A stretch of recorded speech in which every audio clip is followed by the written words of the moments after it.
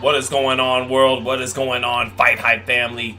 Boxing fans around the world, we're back at it again with an overseas heavyweight battle between Zhilei Zhang or Big Bang Zhang. We just like to call him Big Bang Zhang. Let's make it easier on ourselves. And Joyce, who's probably the number one guy right now. I know Deontay Wilder and Anthony Joshua's way more accomplished than him. Both have been heavyweight champion of the world, but Joyce is probably the number one contender right now for both Usyk and Fury's titles, and he takes on a guy that a lot of people felt beat the number one contender by the IBF rated in the world, Filip Hrgović.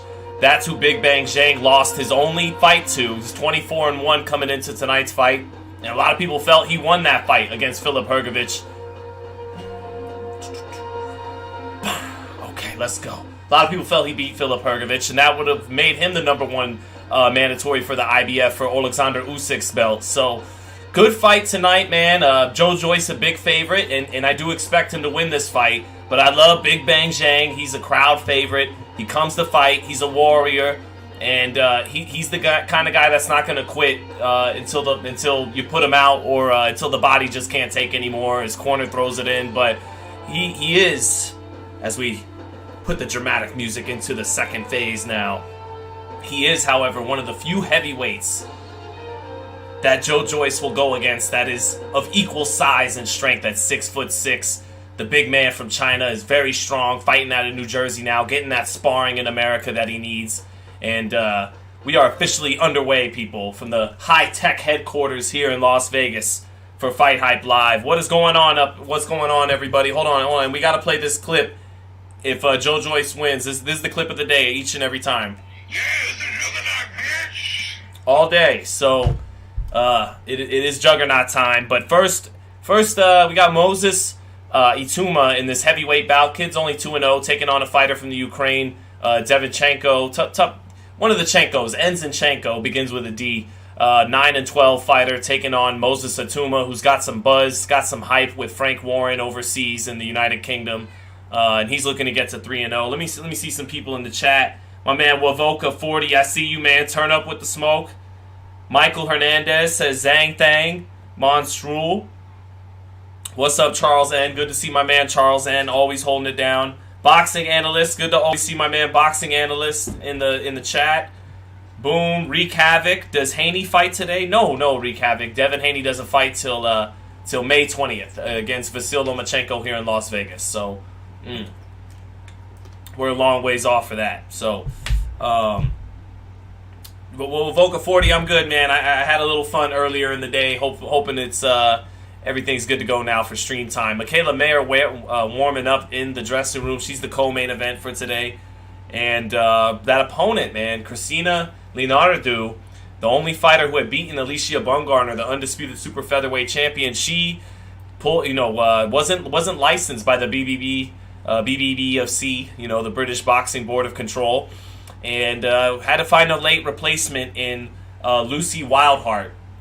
So Michaela Mayer is still our co-main event tonight, and then we get to the real fun action that's going to be a war for as long as it lasts. Joyce against Zhilei Zhang, Big Bang Zhang from China. That's going to be a war. Early prediction there before we get the card really going. I got to favor Joyce. I think that his body looks better than ever. He looks trim and more fit than ever for this fight. That's probably because he's smelling that title shot right around the corner, and that's motivating him to probably push it further and further in camp. But he is fighting a very tough, determined guy. And Gervonta Davis, I remember after he knocked out Leo Santa Cruz in Texas, he once said that he saw Santa Cruz's body beginning to give physically but his mind and his spirit really wouldn't give in. So he saw his body start to give in before his mind would allow him to. And I think we might see that with a guy like Zhang tonight against Joyce, because he's so tough and got such a fighting spirit that you might see the body begin to break down before and him take some sustained punishment for a round or two or three before the ref or Joyce is able to put him out, because this guy is so tough. So I expect him to hold his own, for a few rounds, about 3, 4, or 5 rounds maybe. But midway through the fight, I think Joyce will begin to take the difference in punching power, and of course the Juggernaut's ability to take a punch will begin to, build a distance between the two of them, and I expect Joyce to win this fight by stoppage. But I do love watching Big Bang Zhang fight. He's just a fun heavyweight, a guy who will seldom be in a bad fight. So if he pulls it off, all credit to him. And it would be crazy to see, the country of China have a guy in line for a title shot. So, but I expect Joyce to win tonight, and we'll see what we get. I did think he may have beaten Filip Hrgović in that last fight. It was very, very close, and he hurt him several times. So, salute, Sean. Good to see you, Javier G. Salute to you too, my man. JB said Zhang lost his last fight, in my opinion. Yeah, it was a close fight between him and Filip Hrgović. Wovoka 40, thank you, brother. Just good to always have you in the chat, man. Happy you'll be sticking around. Miles Cobbett is watching from Fairbanks, Alaska. That's what's up, man. Good to have Alaska in the house. Hectic Nasty, what's going on?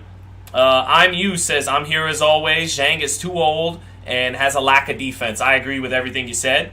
Not that I think if he was a couple years younger, he would beat Joe Joyce or anything. But yeah, I think his lack of defense, as much as he is the Big Bang, he's a solid puncher. Not a big puncher, but a very solid puncher. And at 6'6", 250, 260, good puncher, but more of a strong guy who at his size, of course, carries some power, but not really a puncher. Joe Joyce is got some thudding, heavy hands and the best chin in the heavyweight division right now. So you got to go with Joe Joyce, who is no spring chicken either, almost 40 years old himself. But with the much better amateur pedigree, he's won the gold medal. Zhang had no such success like that in the amateurs. He's got the highly touted trainer, Ismail Salas. So, yeah, Joyce should win tonight, but it should be very fun to watch for as long as it lasts. Can you name a fighter who's won while on a rehydration clause? Oof. It's a good question off top, boxing analyst. I can't remember one off top. Let me see. Javier G said, Sean, what happened to Michaela Mayer's original opponent? Well, Christina Leonardo, who was, Michaela's original opponent, the only girl who beat Alicia Baumgartner, apparently she had a permanent lens in one of her eyes, and the BBBFC wouldn't allow her to compete tonight because of that lens in her eyes. And it was a head-scratching decision because this is the same commission that let Katie Taylor fight Christina Leonardo with that same, permanent lens in her eyes. So it's a tough break for Michaela Mayer, who I think was, very happy and settled in and satisfied with her new route, knowing that, okay, I didn't get the Baumgartner rematch immediately like I would have liked to, but now I'll have tons of momentum beating the only girl who beat Baumgartner, and then I'll head right into a $1 million payday, what it would probably be, and fight Katie Taylor. So, but the Katie Taylor fight could still be there for Michaela Mayer as long as she wins tonight and takes care of business. She's still number one by the WBO for, Katie Taylor's WBO title. So if she wins tonight, she may still get mandated as a challenger. So, but it does suck for Michaela Mayer that this opportunity to beat the one girl who's the only girl that beat her, and Baumgartner, went to the wayside. So right now we're in the last round of Moses Atuma against the fighter from Ukraine with 9 wins and 12 losses. And Atuma looks like he's going to go the distance here against the 21-fight veteran from the Ukraine. Joyce is the new boogeyman. Jairo Galvez said Joyce is too old. Marvin Levette, you got it, brother. Is Big Bang fast for a heavyweight? No, Edwin J. Maldonado, but he's not. But I've seen slower heavyweights at his size, believe it or not. But no, he's certainly not fast. But he's not bad. He's got a solid offense. He'll exchange with the other guy, and is competent in those exchanges. And just a big tough guy. A big tough guy with physical strength. And no matter how you slice it, a guy with those attributes at 6'6", 250-ish is gonna be sometimes a tough out. So let's see. Mayer's replacement, do you know anything about her background or attributes? Charles N. Not really. All I know is the box rec, pretty much. 10-1, 4 knockouts, from Sweden. So honestly, not expecting a whole lot from a 10-1 Swedish girl, with the 4 knockouts. A lot of those fighters never, leave Europe and can be matched softly. So, Michaela should have no problem here. Although, we have no tape. I haven't watched any tape on this girl, so we don't know exactly what we're going to get there. What's up, Dane Sampson? Good to see you. One of my guys, Dane Sampson, holding it down with us.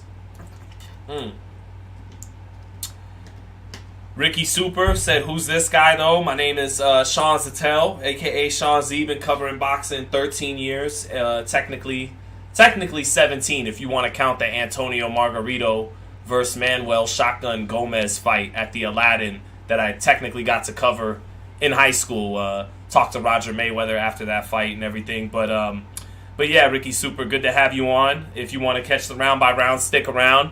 Right now, we're just killing a little time before we get to the 2 main fights tonight. Michaela Mayer, former unified super featherweight champ in the co-main event, and then Big Bang Zhang against Joyce. So, Jers Davis says, I wonder where Joyce would be today with better management. I think he's doing okay because he's only 15, 16 fights in, and the title shot's right around the corner. He turned professional at a late age, coming out with the gold medal. A guy as slow as him, if you fed him to the wolves right away, he could have gotten pieced up, but Ishmael Salas is getting the most out of him, making him, the fundamentals, the transition to the professional style and sitting down on every punch. He's got him doing that behind a very good jab. So I think they've moved him just about right, and now the time is ready for him to, have a good title shot if he can keep winning this fight, or win tonight. But Wavoka 40, thank you, brother, for the 5. Thank you for the super chat. I gotta find a way. One of the next lives we do, I'll have the super chats on the screen as we do it. I haven't figured how to do that through the software that I'm running for these lives, but I'll get it on there. No, thank you, Wavoka 40. It's definitely something. I appreciate it, man. Yeah, Jairo Galvez said from Barry's Boxing Gym. RJ said, will I be at T-Mobile at the 22nd live streaming? I will be. I will be at the T-Mobile. And the plan is, as long as Wi-Fi is good enough to go live with a round-by-round, probably sit up in the rafters instead of ringside so I have some peace and quiet and I'm not bothering my colleagues at ringside. Who do I think? Dane asking, who do I think would have won? I'll get right to that, Dane, on Duran Chavez. One moment. Milton Doby said, Sean, what do you think about Jared Anderson's performance last weekend? Do I like his chances against Joyce, Zhang, Dubois? I definitely like, and it's good to see you, Milton Doby, in the chat. I definitely like Jared Anderson's chances against Zhang and Dubois. Joe Joyce is a tough step up for him right now. I actually would like to see Jared go through some adversity before I put him in there with Joe Joyce if I was top ranked. I like to see a guy like, maybe Johnny Rice hit him with a right hand. No one's gotten Jared's respect yet, and I think he needs to go through a little adversity, maybe get buzzed before you put him in there with a real top heavyweight like Joe Joyce. But I still think the other 2 guys you mentioned he could beat. And I liked his performance. I liked his jab out of both stances, southpaw and orthodox. I do think the competition needs to be upped to get him more alert defensively, because right now his talent and his reflexes, he's pulling back with his reflexes with his chin straight up sometimes, and a guy like Johnny Rice could zap him with a right hand and settle him down a little bit, make him realize he is going to get touched if he doesn't stay a little more focused defensively and respectful of the opponent. But he's developing beautifully. Super smooth. I love how comfortable he was at southpaw and orthodox. The jab was heavy and sharp and thrown with conviction and long. And, he's got that great offense to back up that jab to follow it up. So I like Jared Anderson a lot. I think he beats those 2 guys. But I think Joe Joyce, I think he needs to put him in there with a couple steps up and let him get through a little adversity, because you don't want that first time to come against a guy like Joe Joyce who's so relentless right now. It is a grown man strength and fire on all cylinders. So, let me see what else. And my man Dane Sampson asking me, who do I think would have won between Roberto Duran and Julio Cesar Chavez? I gotta go with definitely Roberto Duran. Roberto Duran was a more athletic guy, a more explosive fighter in terms of hand speed and head movement and foot speed.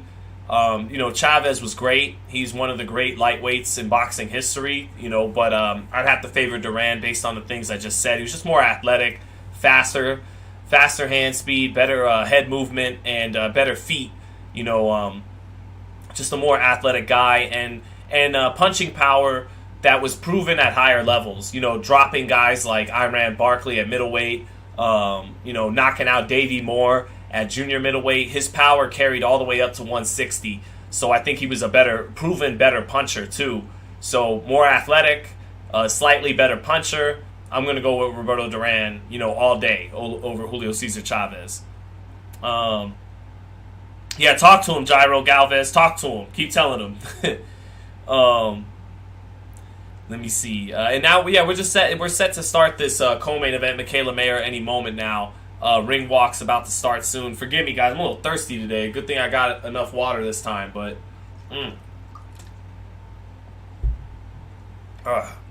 hate it when that happens. But Trey5 said best decade for the heavyweight division, the 70s or the 90s.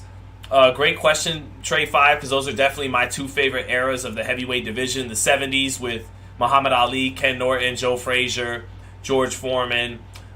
Second tier guys even like Jerry Quarry, Ernie Shavers, Ron Lyle, and on and on and on. But and then in the 90s, I actually think the 90s might have been even more talented than the 70s.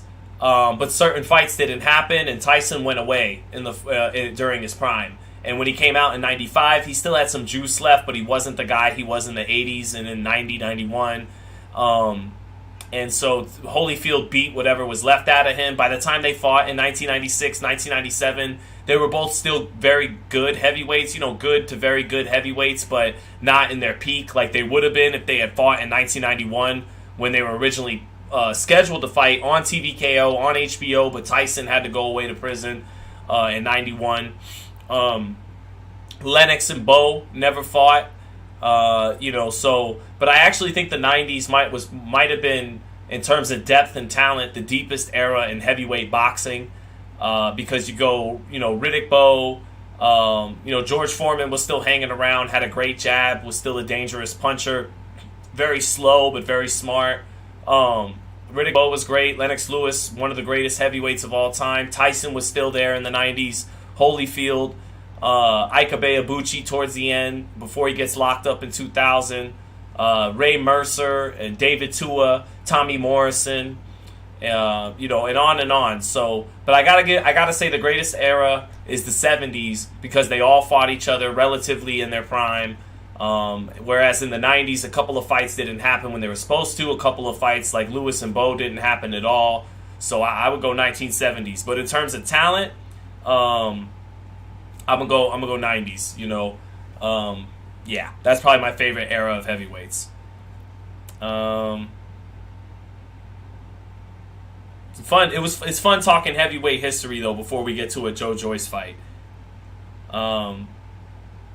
Razor versus Tyson was a great fight. Said Child of God. Yeah, that was the last like Mike Tyson prime fight, and even watching that Mike, who was still excellent and better than the Mike that came out of prison and fought Bruno and Holyfield, I still felt like that wasn't quite 1980s Mike, even that Razor Ruddock Mike, which was very good.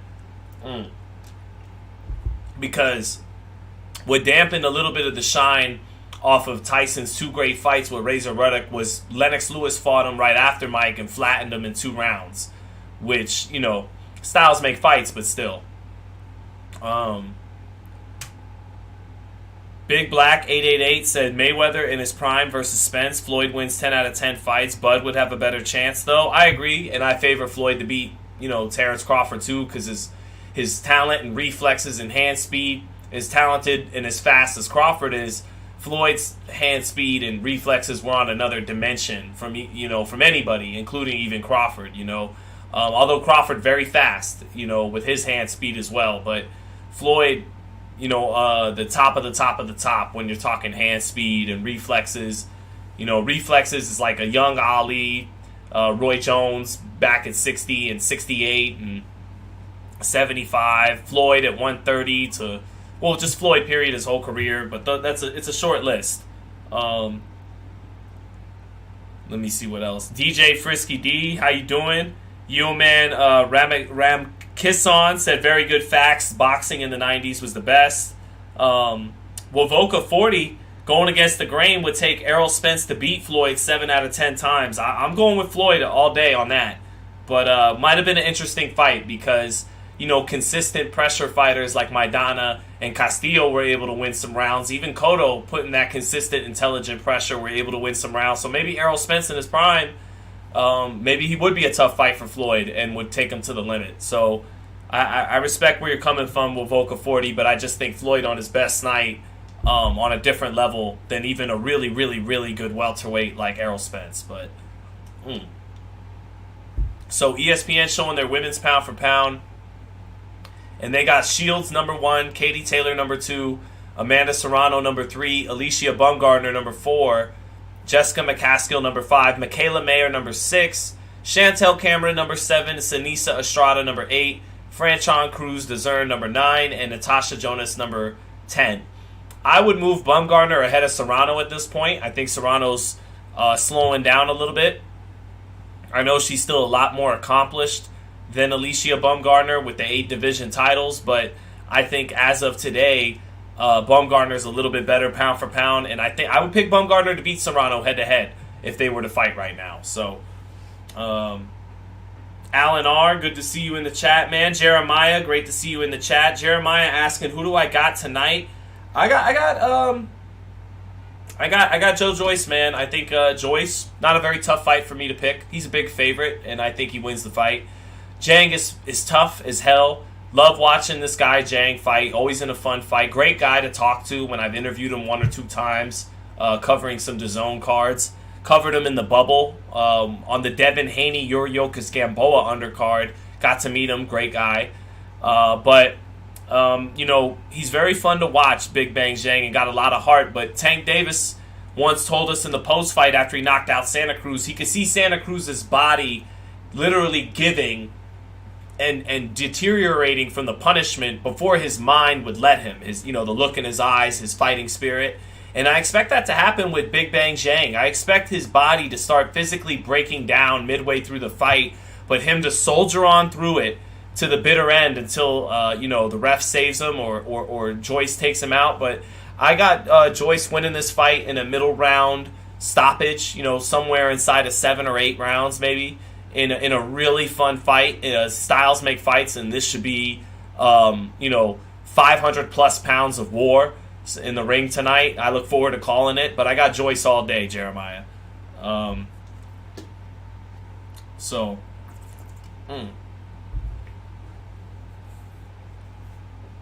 Child of God said if Tyson didn't get locked up, I think he would have beaten Lewis. I don't know. I think Mike at his peak.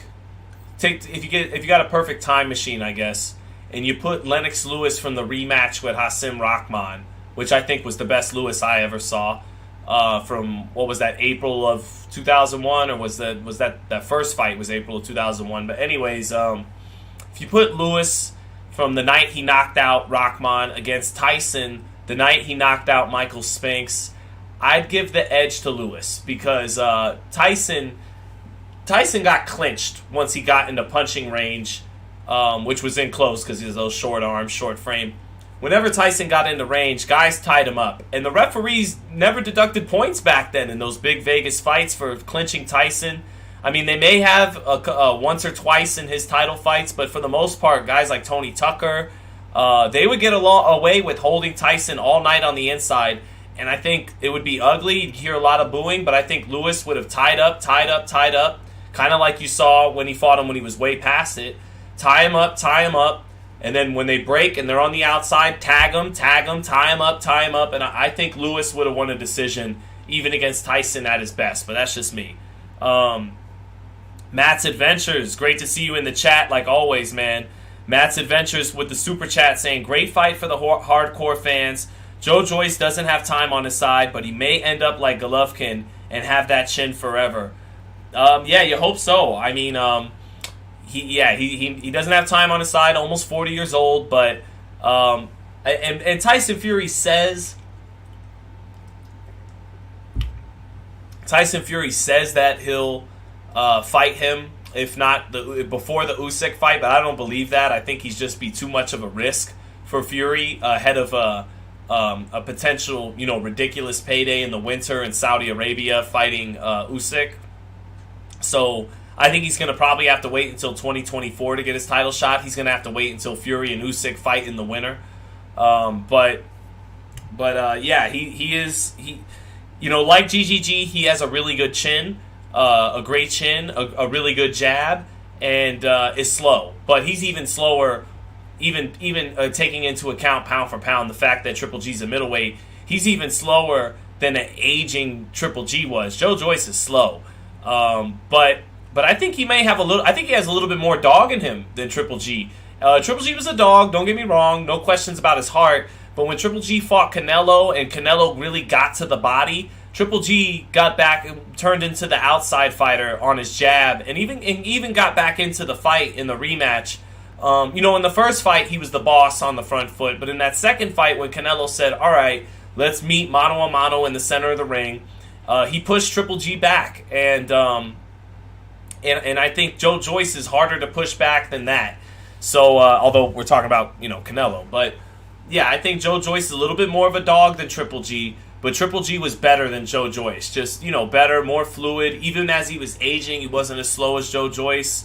Both have great jabs, both have great chins, both are punchers, heavy-handed punchers more than snappy, explosive punchers. But thank you, Matt's Adventures, for the super chat, man. Child of God, God bless you too, my man. Quentin saying Frank Sanchez would KO Joyce. I don't think so, Quentin. I don't think Frank Sanchez is cracking like that to break the granite chin of Joe Joyce. I would pick Joe Joyce to beat Frank Sanchez, and I like Frank Sanchez. He's a legit top 10 heavyweight who's really, a tough fight, relatively speaking, for anybody. But I don't think Sanchez would be a tough fight for Joe Joyce. Don't get me wrong. He would piece him up and walk him into some big shots. But I don't know, man. Joe Joyce right now is relentless. I don't know if Sanchez in over 12 rounds could keep him off. That fight might look like the Joe Parker fight with Sanchez doing better than Parker, but still getting stopped. That's just how I would view it in my head off top. And we're still waiting for the co-main right now for Michaela Mayer and Lucy Wildheart. Alan R says Joyce annihilates Wilder. I love Deontay Wilder in his prime, and I don't know what Wilder has right now. He looked good in for as long as it lasted, knocking out Helenius, but he didn't get hit. So I don't know what Wilder has left punch resistance wise. He did have a good chin. We know that for a long time. Wilder's a lot more athletic and gifted athletically than Joe Joyce.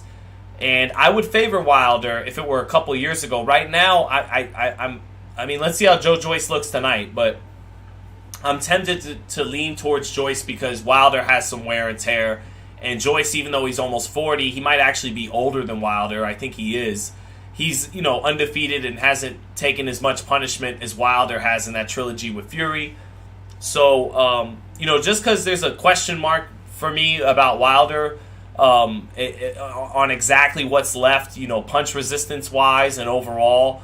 I know he knocked out Helenius, but, Joyce is fresher than him right now. But before the Fury fights, I definitely would have favored Wilder. I think he would have been a little too athletic for Joyce, and Joyce walking into that right hand would have met his match. He still might meet his match. That would just be, the definition of the unstoppable force versus the immovable object. Wilder's right hand against Joyce's chin.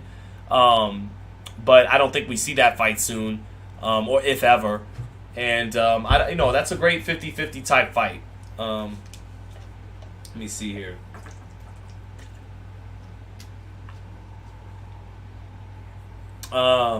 Weekend Warrior Boxing says Wilder has chin. He proved it with Fury. I agree. He always showed us a chin, but we don't know about that chin in the post-Fury era. It didn't get tested against Robert Helenius. Trevor Biddle said that big up Joe Joyce Not backing away with him. Not really been tested in the pros yet. He doesn't back away. Keep up the good commentary. Big up from Gypsy England. Oh, that's what's up, Trevor Biddle. I appreciate that, brother. Shout out to the Gypsy clans out there in the United Kingdom, man. Dane Sampson, I got you, brother. Dane Sampson said, Sean, do you think a prime Adrian Broner at 135 would have beaten these guys today? Haney, Tank, Stevenson, Garcia. I think he may have beaten Garcia. I don't think he beat Stevenson. Him and Tank would have been an excellent fight. Styles make fights. Haney, I pick Haney to have beaten him. So Broner, who I loved at lightweight, was a pretty excellent lightweight. He's still, in the Gavin Reese fight. Gavin Reese was very competitive up until Broner stopped him. The DeMarco fight was a scintillating performance, but he did take a couple rounds to get going, and then it was incredible. It took about a round or two to get going, but I still think AB's feet were kind of flat-footed even at lightweight. It didn't matter as much then because he could play bully ball and stay in the pocket, stay in the kitchen, and beat these guys up. He was terrific underneath, and I thought, at the time we were all comparing him to Floyd, but I thought against DeMarco and at lightweight, he was rounding into like a James Toney type, staying in with the shoulder roll and ripping, but not using his feet a whole lot. And he was a little flat-footed even at lightweight. So I think guys like Haney and Stevenson had better feet than him.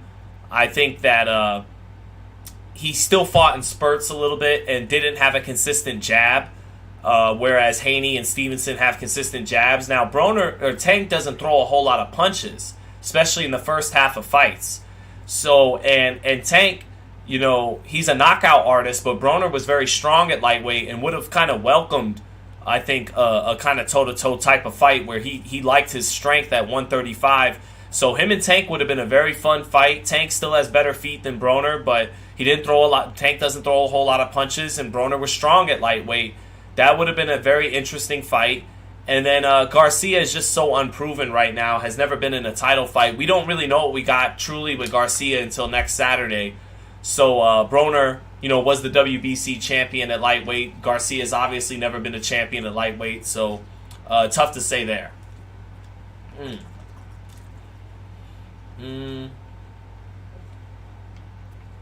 Ivan Lewis said Vitaly Klitschko was better than Vladimir Klitschko. Absolutely, I agree. Vlad was probably a little bit better puncher, punch for punch with that straight right hand. But Vitaly with better angles, better work rate, better stamina, better chin, just awkward. Put his punches together with combinations really well. So awkward style. Yeah, I think Vitaly was better than Vlad too. Although Vlad had a better jab, Vlad punched a little harder. Maybe a little more fundamentally sound than Vitaly, but Vitaly was more awkward, tougher, better conditioning, better chin.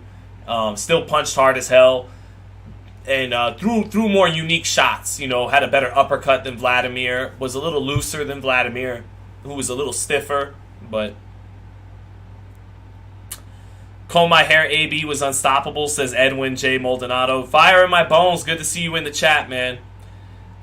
He said Fire in my bones says he heard Broner used to hit extremely hard. Probably should have tried to be more like a Tony than a Floyd. I agree, Sean. Yeah, I thought he was at his best fighting more like James Toney, just staying in the kitchen off the shoulder roll and letting his hands go than trying to be like Floyd, defense first.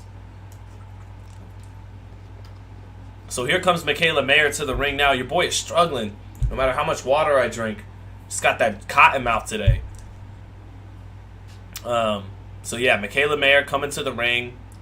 The 2016 Olympian bronze medalist who's been one of the torchbearers of women's boxing. The only fighter the first female fighter that Top Rank signed. Now they have, Sinisa Estrada alongside her as well. But yeah, this is a trailblazer in women's boxing. Michaela Mayer, a girl that, may look like a privileged girl from Southern California, but had to sleep in her car sometimes for tournaments, had to take 2 jobs, work hard out of Colorado Springs in the Olympic Center to cut her teeth with her coach, Al Mitchell, and she's a tough girl. actually a warrior, not afraid to come forward and throw down like she did against Maïva Hamadouche, or let me get the accent, Maïva Hamadouche of France. And so now here comes her opponent right now, Lucy Wildheart. I doubt that's really her last name. Her last name is really Wildheart. Some of these fighters from Europe, especially from outside of the United Kingdom, they'll have stage names, kind of like actors and actresses. I remember Felix Sturm, the WBA middleweight champion, the guy who a lot of people thought, and former WBO middleweight champ too, the guy a lot of people thought beat Oscar De La Hoya from Germany.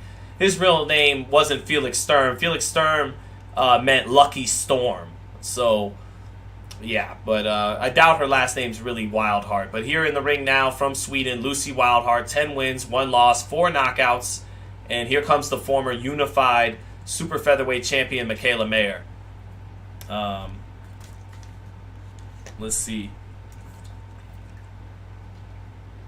Dame Sampson, was I shocked that MJ lost? Murtajan Akhmadaliev? No. I mean, Murtajan was always good with his left hand, but kind of relied on it. Wasn't a big combination puncher. Not always the busiest guy, and they didn't fight very often either, which makes it a little easier to be rusty on a given night and fall short. So I wasn't surprised Akhmadaliev lost, and I always knew Fulton was the best super bantamweight in the world, even though they both had 2 belts. Matt's Adventures, thank you for the super chat again, my man. Matt's Adventures saying, oh, and Ryan is going to stop Tank and make it look so easy. Everyone forgets his extensive amateur career, 15-time national champion, and 2 words, Joe Goosen. Matt's Adventures, man, going out on the limb, taking Ryan Garcia by knockout next Saturday. Look, I like Ryan Garcia. I think he's going to impress us and surprise us with his distance control. You know, he has the punching power and the hand speed and the size to pull this fight off against Tank. If he could get the straight right hand working at distance and not just have to find the left hook, because when you have to land the left hook, it has to come at a certain distance and angle, and distance where Tank Davis can get off as well. The hook's inside shot. Even if you're checking it with him and taking that half step back, it's still, if the other guy has good positioning and knows how to set his feet and his distance right, he can still catch you when you let the hook go. He's still in punching range. But the straight right hand for Ryan Garcia, I think that's the key punch in this fight. Yes, the jab as well. You can't establish distance, with no jab at all. But I actually think the straight right hand of Ryan, which is a good punch he has, if he can get that working against Tank in the first half of the fight, keep his distance with it, then maybe he could walk Tank into the hook in the second half of the fight when Tank has to take chances if he's behind on the cards because he doesn't throw a lot of punches early on in fights. But to counter what you're saying, Matt's Adventures, I have Gervonta winning the fight. I think he'll be patient like he usually is. He won't panic if he's behind halfway through the fight. That's not foreign to him. He may be down halfway through the fight because of that slow pace he starts with. Maybe he starts fast for Ryan and surprises Ryan and all of us. But I expect him to do what he always does, be patient, find the timing, find the rhythm of his opponent, and then become accurate with the power in the second half of the fight. I love Joe Goosen. You better fucking get inside on there. That famous quote from when he coached Chico Corrales against Castillo. But Joe Goosen hasn't won a big fight in a long time. He had Chris Arreola perform much better than expected against Andy Ruiz about 2 years back. But, I don't know. I think Calvin Ford is excellent alongside Coach Kenny Ellis. And I hear you about Ryan's, amateur background, 200 wins with only 15 losses. And to have that many wins in the amateurs, you have to know how to fight, with the straight up punches, because that's what they get off at a lot at the amateur levels. Up the center, and you can't load up on big hooks, like he's known for in the pros with his left hook. So maybe Ryan calls back on that amateur experience, 215 amateur fights, and he is sharpshooting Tank through the center and surprising him a little bit with his distance control and not just loading up on that hook. But I favor Davis. I think Davis, patience, timing, positioning, and power and defense, and he'll get to that kid who will start to run out of answers midway through the fight, I think. But we'll see. Can't wait to check that fight out next Saturday here in Vegas. Man, thank you, Julio Guzman for the $5 super chat. Said special thanks to Joyce and Big Bang Zhang for taking a risk building their resumes during the ducking era. Now, I mean, it's a good fight, and they're two guys who want that title shot, who are no spring chickens, almost 40 years old, got families to feed, I'm sure. So they're taking the fights that matter. But right now, Michaela Mayer against Lucy Wildheart in round 1. Of course, these are 2-minute rounds. Michaela Mayer in the white trunks, white gloves, Lucy Wildheart in the black. And Mayer beginning to step over to her left and working her jab to the body and to the head, keeping her hands up to catch what's coming back from Lucy Wildheart. Nice jab to the body by Michaela Mayer in the center of the ring. And then she whips that right hand to the midsection of Wildheart as well. Another whipping right hand to the body of Wildheart by Mayer. And then a jab right hand up top for Michaela Mayer. Another jab to the body for Michaela Mayer. And a 1-2 up top. Michaela letting her hands go good in round 1. Mayer settling down. Nice double jab by Michaela Mayer to the body and to the head. She's liked to dig into the body a lot recently and kind of bang away, but you'd like to see Michaela get back to that beautiful jab she has against Wildheart tonight. Nice jab, sets up a right hand over the top. Wildheart rolled with that one, though. And then Mayer sweeping the right hand to the body again. Left hook to the body by Michaela Mayer, staying in the center of the ring and being active. Jab to the body again from Michaela Mayer, that stab jab to the body. Both fighters in the center of the ring exchanging jabs. Mayer getting the better of it. Her jab looking very sharp in round 1, doubling it up, working her levels with it to the head and to the body. Mayer stepping over to her left a lot in the center of the ring. Now a right uppercut to the body and then missing short with a left hook to the body. 1-2 falling a little short for Mayer. But she is being active. Oh, she gets countered by a nice left hand there by Lucy Wildheart as she reached for a right hand to the body, but no real effect. And she's staying busy to finish round 1. A good opening, busy round for Michaela Mayer in round 1. A lot of good offensive output. 10-9 for Michaela Mayer. Let's see here. Marvelous Irv. What's going on, Marvelous Irv? Yes, I'm going to play some Joyce and Undisputed tonight. After this stream, we're going with Joyce to finish the live stream tonight. Mayer with already a little cut on her nose.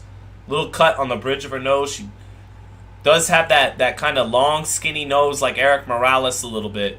Where, maybe it's a little susceptible to get roughed up easily. Lisa Hines says, mate, answer, when does the Joyce fight start? Joyce should be starting around 2:30. About 45 minutes, Lisa. Check back in about 45 minutes for the Joyce fight. So, or leave the link open, but come back. So, yeah, here we go. Pacquiao winning against Vargas Bradley. 3 losses. You got it, Lisa. No problem. Michaela Mayer landed 20 punches in round 1 to just 8 for Lucy Wildheart. 20 out of 55 to 8 out of 42 for Lucy Wildheart. So good opening round for Michaela Mayer.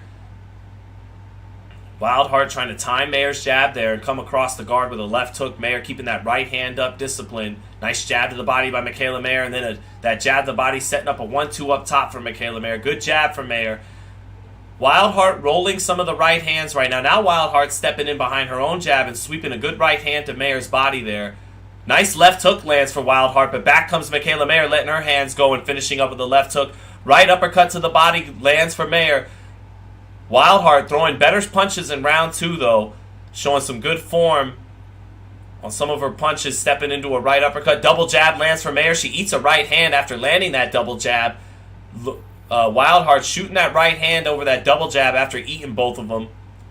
But Mayer staying first, getting off first a lot of the time against Lucy Wildheart, taking the fight to her, being more active than Wildheart. Wildheart dipping away from those right hands, rolling some of the steam off of it, but eating a lot of jabs and body shots from Mayer. Nice left hook to the body by Wildheart, and then she comes over the top with a right hand off of her jab while Mayer keeping that high guard in the center of the ring. Mayer backing Wildheart back with straight line shots. Oh, here comes my son. We're gonna say bye-bye. Oh, you're gonna say bye-bye? You're gonna go to a birthday party? Look at that. Go ahead. Show everyone. Show them right there. Chat, what is this? Chat, do we remember what this is? Anybody from childhood? So go ahead and have a good. That's the girl. Say go, Michaela, man. All right, come on. Bye-bye. Yeah, man. Bye, babe. Love Have a you. good birthday. Bye, babe. Bye-bye. I'm sorry. Have a good birthday Bye. party. All right. So that does it for round 2. Another round that Michaela Mayer won. She got off first. Her jab is definitely better than Lucy Wildheart, but Lucy Wildheart looked to settle down that round and landed some good shots of her own. Landed a right hand over the double jab. Landed a couple of good left hooks to the body. Got her left hook blocked up by that, right hand being held up and disciplined by Mayer, but she got in some good shots that round, Lucy Wildheart. Not a bad fighter from what she showed in round 2, but Mayer up 20-18, so...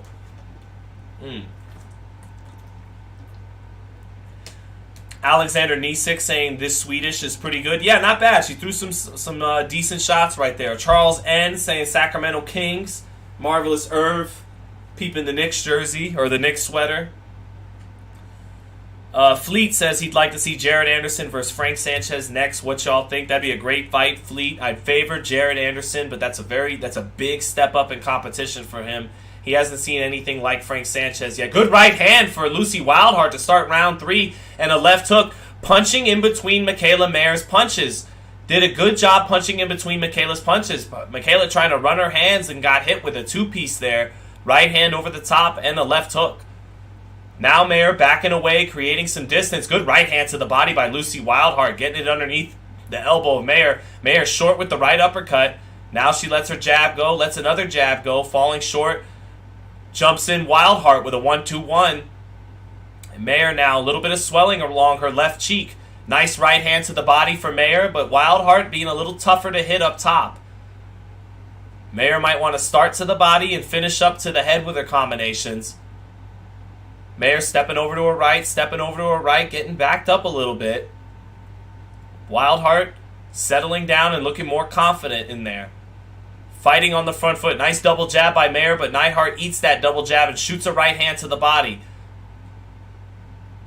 Mayer digging into the body with 2 or 3 shots. Tries to finish up with the left hook up top, but Wildheart seeing it coming, gets away from it. Nice right uppercut to the body by Mayer. She eats a little bit of a left hook. Wildheart trying to bang against the guard. Mayer keeping her hands up tight, though. Stepping in with short shots on the inside to the body. Good body work by Michaela Mayer. 2 good body shots by Michaela Mayer.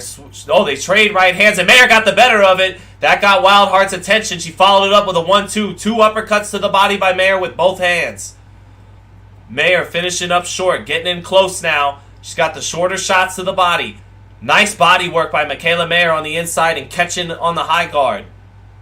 Mayer got Wildheart's attention when they traded right hands about 15 seconds ago. Good finish to the round for Michaela Mayer.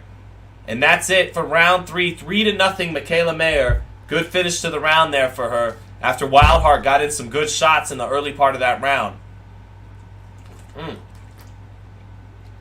Alan R. said Mayer getting touched up. She is, but she's also still getting the better of it so far early on. Tough Swede in there. Marvelous Irv said Knicks in 7 over the Cavs. I don't think so. I love the Knicks, but I actually think the Cavs probably in 5 or 6 games, if I'm being objective. But you guys know I always keep it objective, so I literally will have a Knicks sweater on. I'm from New York, but I think the Cavs in 5 or 6, maybe 6, but I don't think it goes 7 games. Thank you, Lisa. Appreciate that. Alan R. said he was wrong about the Denzel Bentley fight. Denzel Bentley can fight, man. He showed us against Janibek. That was a very competitive fight. For Denzel Bentley, so I'm not surprised he got a knockout on the undercard. On that replay just now after round 3, they showed Michaela Mayer doing good work with that right hand off the jab. Nice 1-2 that buzzed Wildheart. Here we are in round 4 now. Mayer with a 63-33 connect advantage in punches landed so far. Almost 40% connect advantage. Good jab landing by Mayer, and Wildheart doing a good job rolling and getting away from the right hand at times, although she did get buzzed with it at the end of the third. Nice check left hook by Michaela Mayer. knowing her distance, and then a stab jab to the body, and then a half step back, and she lands her jab while she gets out of range using those long arms, and still land her jab. Nice double jab by Mayer. Then a jab to the body. Mayer using her distance more here instead of fighting on the inside like she likes to. Mayer keeping Wildheart on the end of her punches and scoring some clean work. Wildheart. Oh, nice hook off the jab there by Wildheart, though. Good, proficient, competent pro here is Lucy Wildheart. Wildheart trying to shoot those right hands over the top of Mayer's jab, but Mayer keeping her chin tucked good, not catching it there on the chin. They exchange there, and straight right hand gets in from Michaela Mayer. Good exchanges happening here from both fighters. Mayer on the mark first, though, getting off first. Much better jab and winning these exchanges each time, but Wildheart holding her own as well. Mayer shooting a 1-2 over the top. Wildheart getting away from the right hand, but then she steps in with a right hand to the body in the clinch. Eats a left hook in the clinch. Eats another left hand, short left hand by Wildheart in the clinch, but digging to the body 2 or 3 times accurately with both hands is Michaela Mayer. Nice short inside body shots. They trade right hands, and Mayer gets her right hand in again. Another right hand lands for Mayer that gets Wildheart's attention. Wildheart punching reactively, not getting off first, and holding her own, landing some good shots, but it's Mayer getting off 2-1, landing 2 or 3-1, and that's it for round 4. 4-0, Michaela Mayer in a good fight.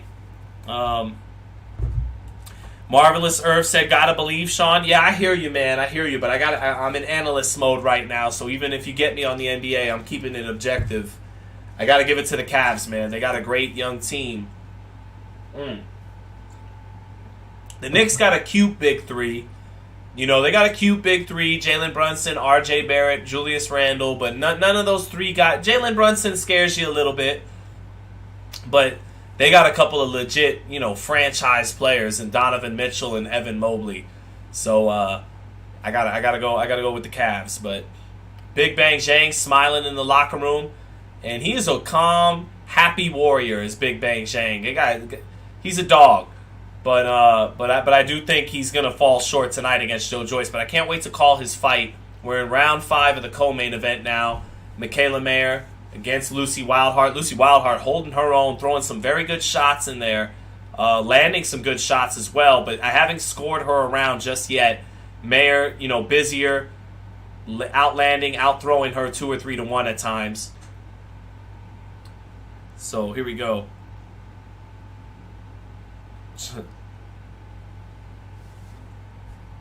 Nice 1-2-3 by Mayer, and then she finishes up with the left hook to the body after the 1-2-3 up top. Mayer getting her 1-2-3 blocked, and Wildheart, blocking some of these shots up top, but a lot of that body work scoring for Mayer. So even when good left hook to the body by Wildheart, but back comes Mayer with 3 or 4 left hooks to the body, and then a right uppercut up top, and that encapsulates the fight right there. Fighting on the inside, Wildheart getting in a nice left hook to the body, but Mayer came back with 3 or 4 more in return, and that kind of encapsulates the fight right now. Good two-way fight. Michaela Mayer with good offense, not a great defense tonight. She's eating some shots on her way in, but nice, great body work by Michaela Mayer throughout this fight. Big right hand lands for Michaela Mayer. She got full steam on that one, off the jab, straight right hand up top after all that body work. But Wildheart taking it. Mayer is not a puncher, even carrying some strength up to 135. Mayer just relentless with very short... Oh, nice right uppercut. I think got Wildheart's attention to the body. Short right uppercut got Wildheart's attention to the body. She's a little buzzed. Mayer staying to the body. 20 seconds left in the round. Another right hand to the body for Mayer. Wildheart returning fire up top to try to counter the body work of Mayer. But Mayer, short left hook to the body. Stay there, Michaela. Because, that body work has been brilliant by Michaela Mayer in round 5. And you could see it get a reaction from Wildheart, keeling over a little bit. Wildheart returning fire to the head, countering up top to the head a little bit. But 5-0 Michaela Mayer. And interested to see if she stays to the body after I think she hurt Wildheart with a short right uppercut to the body. Beautiful right uppercut to the body by Michaela Mayer. Really beautiful body work by Michaela Mayer. Short, compact punches, really well thrown underneath the elbows with both hands.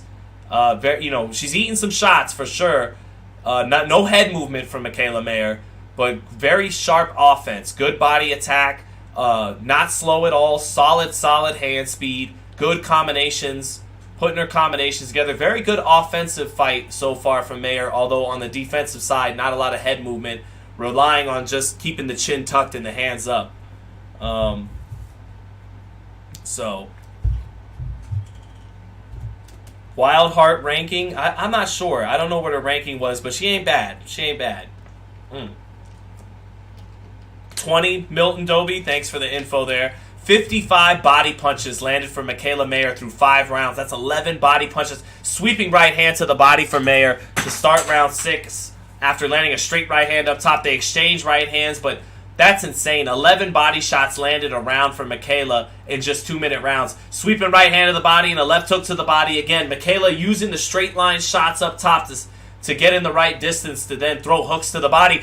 Right hook to the body hurt Wildheart. Wildheart opened up with a left hand, and Mayer is the body snatcher right now. Getting that right hand in under her left elbow. Left hook to the body lands for Mayer again. Right hand to the body, left hook to the body, and then she brings the left hook up top. Sweeping right hand up top, and then a knifing right hand to the body for Michaela Mayer. Loving this body attack by Mayer.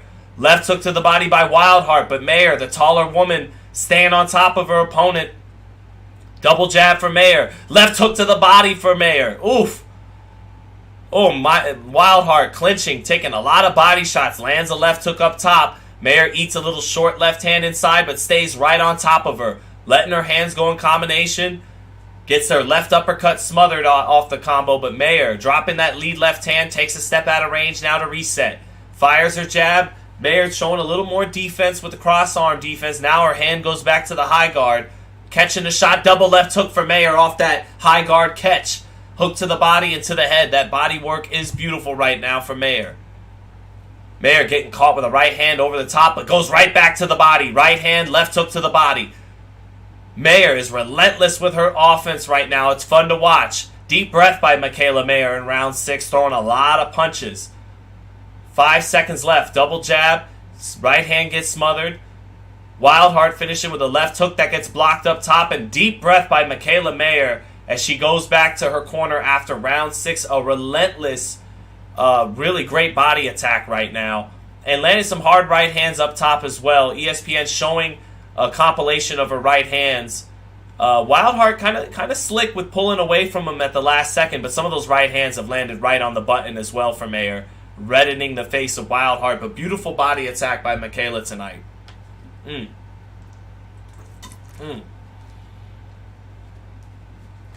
Man. Oh, Marvelous Irv, thank you, my man, for saying that. Richard Norris says, excellent commentary, very precise. I appreciate that, man. Split 6 says, good to see you, Split 6, in the chat. Lucia Riker, the greatest. Yeah, only, 17 or 19 fights for Lucia Riker. Had to, $1 Million Baby was based on her, retired early, but she was phenomenal. I think women's boxing has grown by leaps and bounds since she was fighting, but I think she would have held up just fine in today's women's boxing, and would have been a tremendous fight, for Clarissa Shields at middleweight. She was real good. Here we go.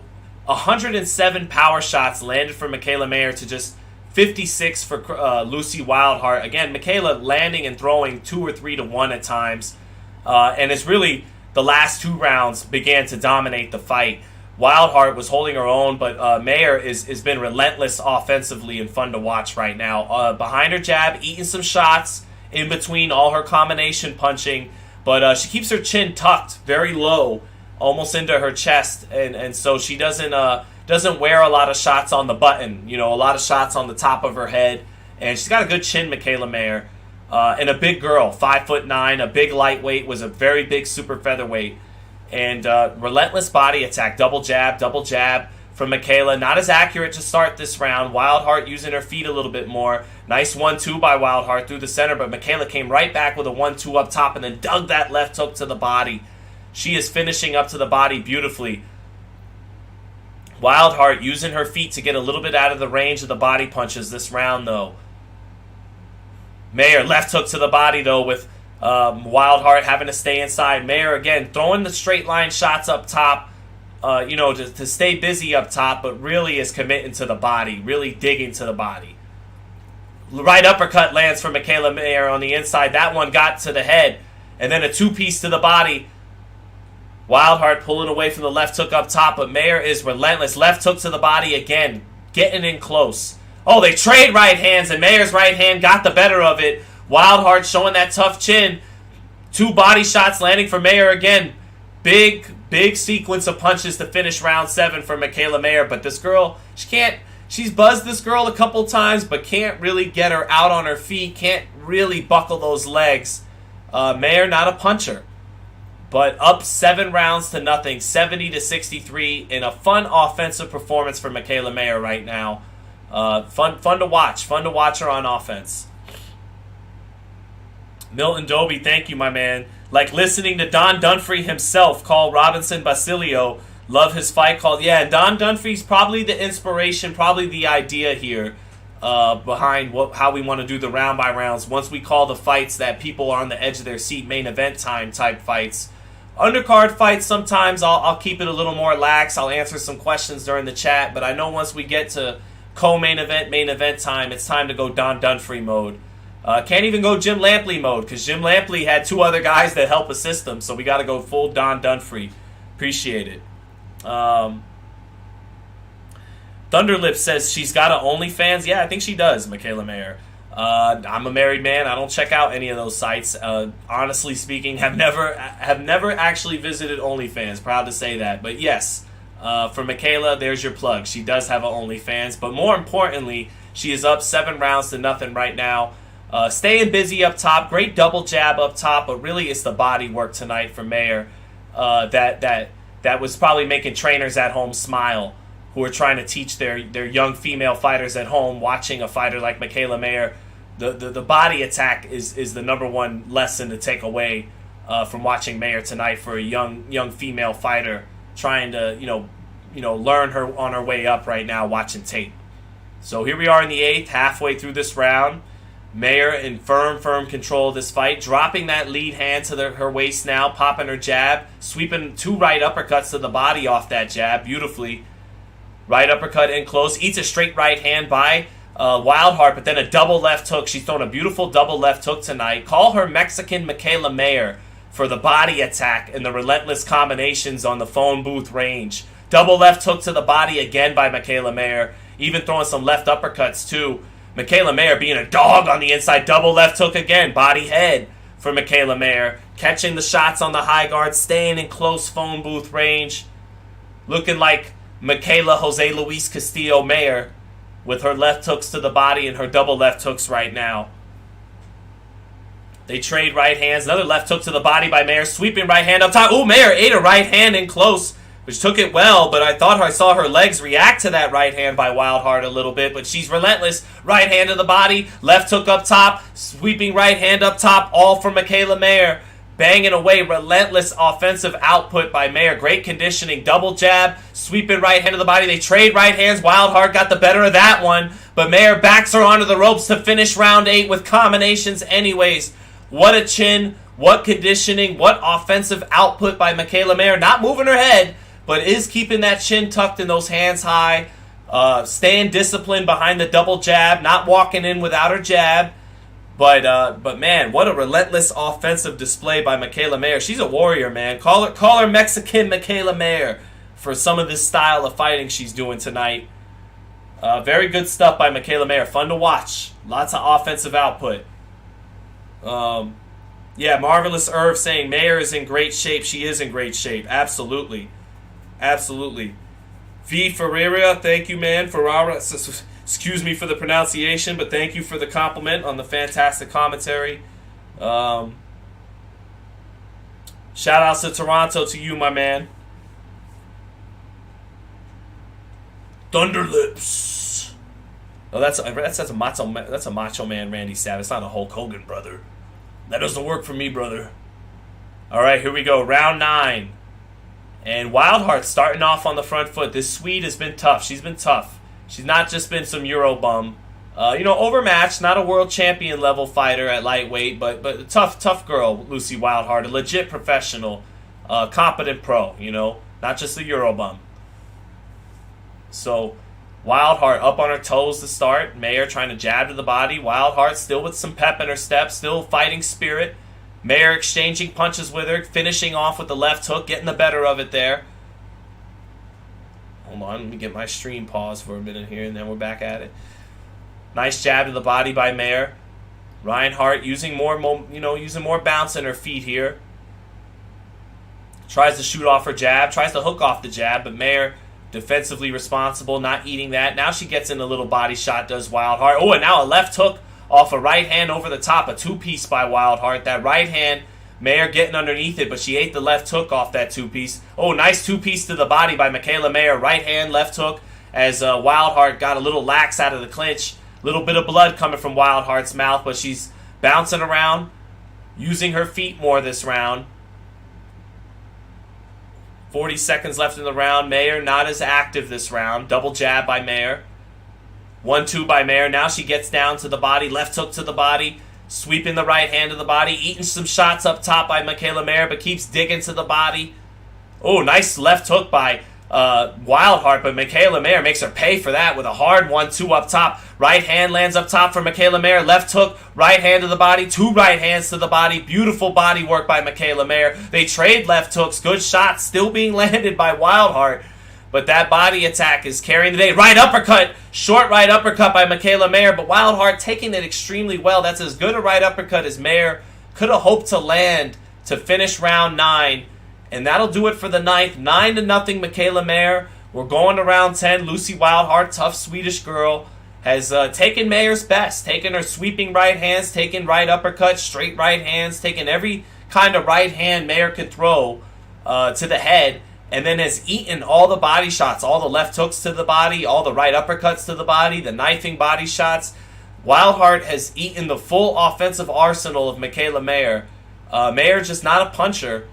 So to fully assess Mayer's performance right now heading into the 10th, again, no head movement, but she keeps her chin tucked very well. Her high guard is very disciplined, keeps her, hand on the phone. So, and she does that very well. Great combination puncher, solid hand speed. Not as fast as a Katie Taylor at lightweight, but she's got solid hand speed, can really put those combinations together. And so it's been a good performance in a shutout for Michaela Mayer. Competitive shutout. And you guys that know boxing understand how that goes. You know, someone could be winning each and every round with the other person holding their own. Power punches last round, 20 out of 34 for Michaela, 15 out of 27 for Wildheart. So again, not good defense by Michaela, eating more than half of the power shots thrown by Wildheart to start. They're exchanging in round 10 to begin. Great exchanges on the inside. And Michaela, with that short left hook to the body, though, is getting the better of those exchanges in close. Beautiful short left hooks to the body by Mayer, and she doubles it up top as well. Michaela with the better jab at long range than Wildheart, and the fierce body attack, the short, compact shots to the body inside. Little over a minute left in this fight. Wildheart, I'm thinking of Overwatch, the video game Overwatch. Wildheart trying to still come over the top of Mayer's jabs at time with the right hand, but Mayer is able to keep that chin tuck and it lands on the top of the head. Lots of blood coming from Wildheart's nose now from the clean power shots of Michaela Mayer throughout this fight. Wildheart still landing some right hands over the top, but Mayer with a hard two-piece to the body. It's that right hook, left hook to the body. Left hook lands up top for Michaela Mayer as they exchange. Another short left hook lands for Michaela Mayer up top. Hard right hand to the body. She touched with the left hook and then dug the sweeping right hand to the body for Michaela Mayer. Ooh, short right uppercut by Michaela Mayer, creating distance on the inside with her left forearm. Good skills there by Michaela. Very good skills on the inside by Michaela Mayer. She knows how to fight on the inside.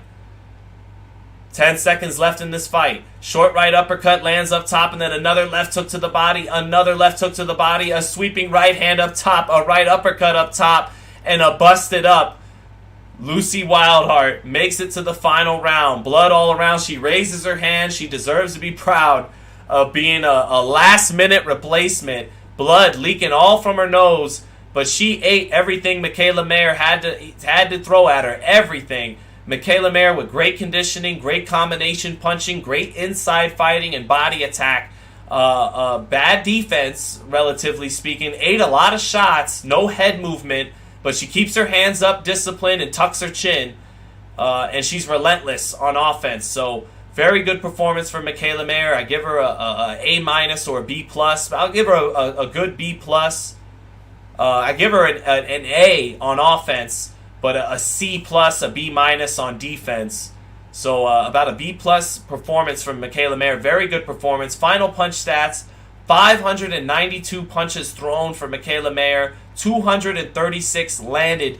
Lucy Wildheart landed 131 shots, 116 body shots landed for Michaela Mayer. That's incredible. That's an average of over 11 body shots landed per round over 2-minute rounds. Very impressive for Michaela Mayer for the body attack. Good stuff. I still got to favor Katie Taylor. Katie Taylor's faster than her and has better feet than her. So faster hands, faster feet of Katie Taylor. Michaela Mayer's not going to really get her attention. If Amanda Serrano couldn't knock her out, Michaela Mayer ain't knocking her out. So you got to favor Katie Taylor, but Mayer is probably the best fight for the lightweight champion Taylor outside of Bumgarner moving up. So I'd rather see Mayer get her shot right now than Serrano. I think Serrano's slowing down a little bit. That first fight was great, but awaiting a decision now. I had it 10-0, Michaela Mayer.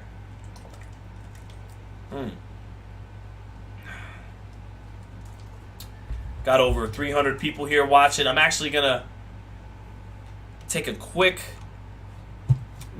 step out here, run to the bathroom before we get to main event time. Let me see here.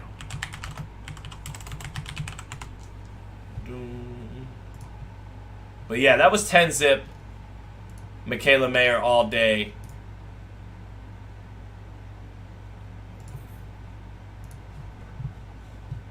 And one moment here.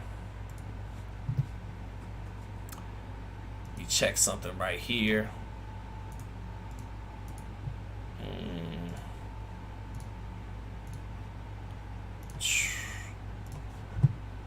So yeah, 10-0 Michaela Mayer. Maybe Wildheart pounded out a round or two. I didn't think so. I thought there were some competitive rounds, but I thought that she won all of them.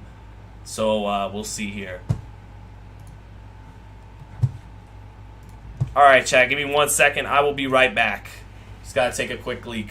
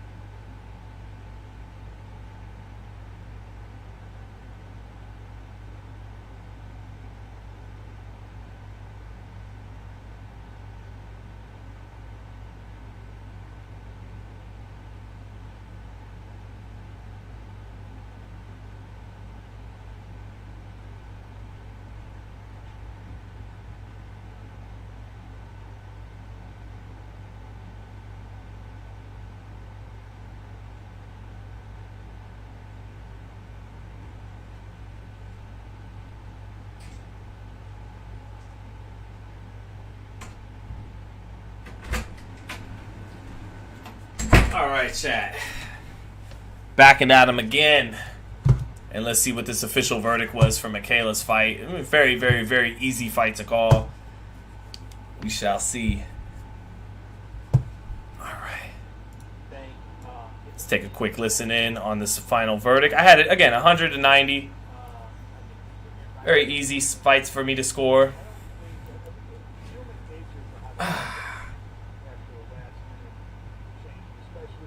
Thank you guys for letting me take that step out for a second here.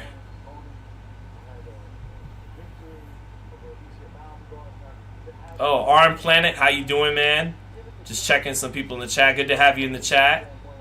Bader G, what city is Michaela mayor of? I just know that she is a Southern California native. Marvelous Herb said the Celtics are up big. I'm not surprised. I think the Celtics are going to win the finals. That was my pick.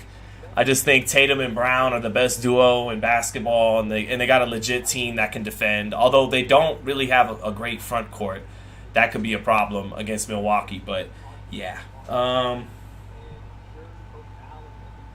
So yeah, Michaela, easy unanimous decision. Just checking what else is going on in the chat. Someone said, can you give us your prediction, Clubber? Pain, Thunderlips, brother, with that old Rocky 3. You know what's funny? Shout out to my man BT, the head of FightHype. I got to give it to him. He nailed it with the Ryan Garcia. Speaking of Rocky 3 references and Mr. T, Ryan being in the mansion is kind of like Rocky 3 preparing, in the nice like suited out gym while Mr. T, aka Tank Davis, is training his ass off, sweating his ass off, doing that real boxing shit in a real boxing gym. If you put side by side, the two places they were training at, it kind of had that feeling to it. Ryan training in Beverly Hills, Rocky training with all the band playing and stuff. And so yeah, Michaela Mayer did get that unanimous decision while I stepped away. Good win for her. Let's hear what she's saying. I'm sure she's a warrior. Landed 51% of her power shots. Yeah, 190. Easy work for Mayer. Definitely Milton Doby. Steven Jenkins, how are you doing, mate? Good to see you in the chat. Thank you for saying what's up.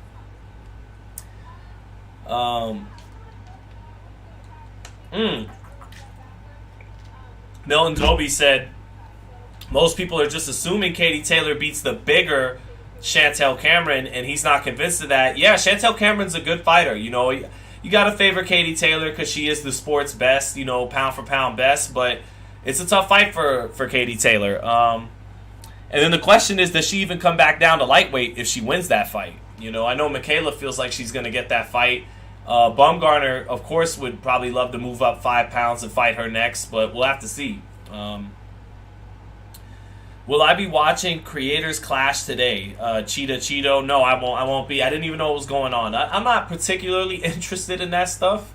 I might commentate on it once in a while because I think it'll get viewership, but I have no real personal interest in any of the content creator boxing stuff. That's just me. Not to be a hater. You'll still probably see me. Big Joe BJ said nice wig. It's actually my hair. It's not a toupee. It's not a Howard Cosell knockoff. This is actually my hair. But good to have you in the chat, Big Joe. Who's fighting? Let me look up this Creator Clash. I don't even know who's fighting. They got my man Salt Poppy with his little sneaky straight left hand, his little half steps back, and then he snipes you with the straight left hand. Is he fighting today? Or even the content creators on a 2-fight-a-year schedule? I think I met the dude. Tell me, Chad, who's fighting in the content creators stuff today? Maybe I'll know one of them. Don Carlos, who is your top 5 at 147? Appreciate the question, Don Carlos. We got a little time to kill before Joe Joyce's fight. Number 1, Spence.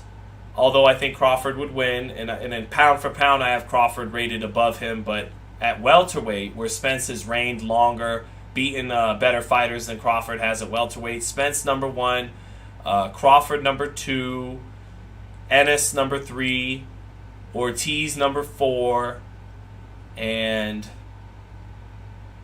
at number 5.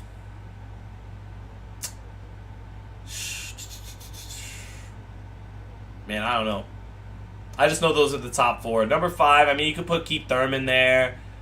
I would put Keith there if he was just a little more active. Even though against Barrios he didn't look like, the guy from 2016, 2017. He still looked good against Barrios. Like he could be a top 5-ish welterweight. So maybe Keith Thurman, but he hasn't fought since February of last year. I don't know. Man. Boxing analyst said, Sean, you should fight in an influencer card. I would if they definitely gave me some money. I would do it. No doubt about it. I'd have to get in shape, though. Some of these influencers, man, they're starting to throw some solid shots. Even the Austin McBroom kid who got knocked out by the Anderson Gibb, he's explosive. You know, I can't hate. He was kind of explosive even though he got knocked out. Some of his shots before he got exhausted, you know, you'd have to watch out for and take seriously for sure. Let me see this real quick. Welterweight rankings by Box Live. So I could try to give you who I really think is the 5th best welterweight. I just know that's the top 4. Spence, Crawford, Boots, Ortiz. Let's see. Yeah, you got Stanionis, Ugas, Thurman. Nah, that's why. That's what. Yeah. At number 5, I just think those are the top 4. And I don't really think anyone that you put at number 5... I just don't. Yeah, I think it's the top 4 more than the top 5 at welterweight right now. It's Spence, Crawford, Boots, and Ortiz. I'll put Thurman there 5th. PJ, Rock Turnal, Sean, did you ever box? I did have a couple amateur fights back in 2006, 2007. Bruce Wayne, how you doing, Bruce Wayne? Bruce, are you my man from back in the back in the Boxing Voice days too? Did we talk back in the Boxing Voice too? But good to see you, Bruce Wayne. And you'll see the whole crew again, man. I'll be back on there at some point, man. Much love to my Porterway guys. Battle Boy says Rolly gets his belt. I don't know. I gotta watch tape on Puello.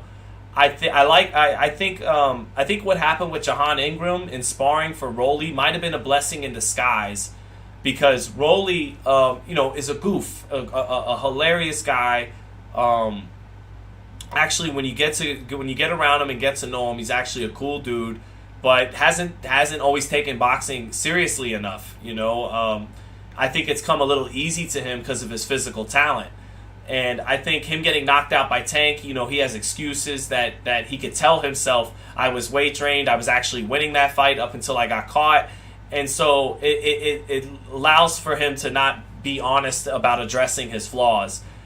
But when you get rocked and dropped by a 3-0 lightweight in Jahan Ingram, now there's not as many excuses you can make to yourself. And I saw Rolly in shadow boxing about a week later in a clip he posted, picking his hands up in a more disciplined manner than I'd seen him.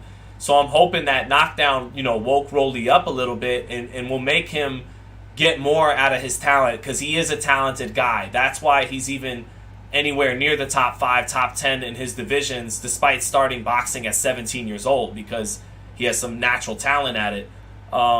So I got to watch more tape on Puello.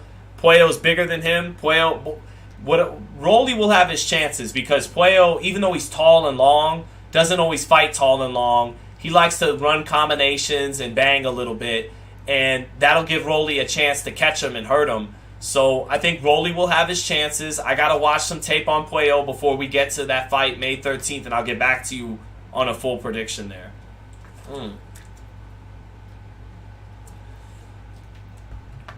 Wavoka 40 said Rolly's delusional and he's chinny and he'll be a gatekeeper. We will find out in that May 13th fight, because that's a legit WBA title fight.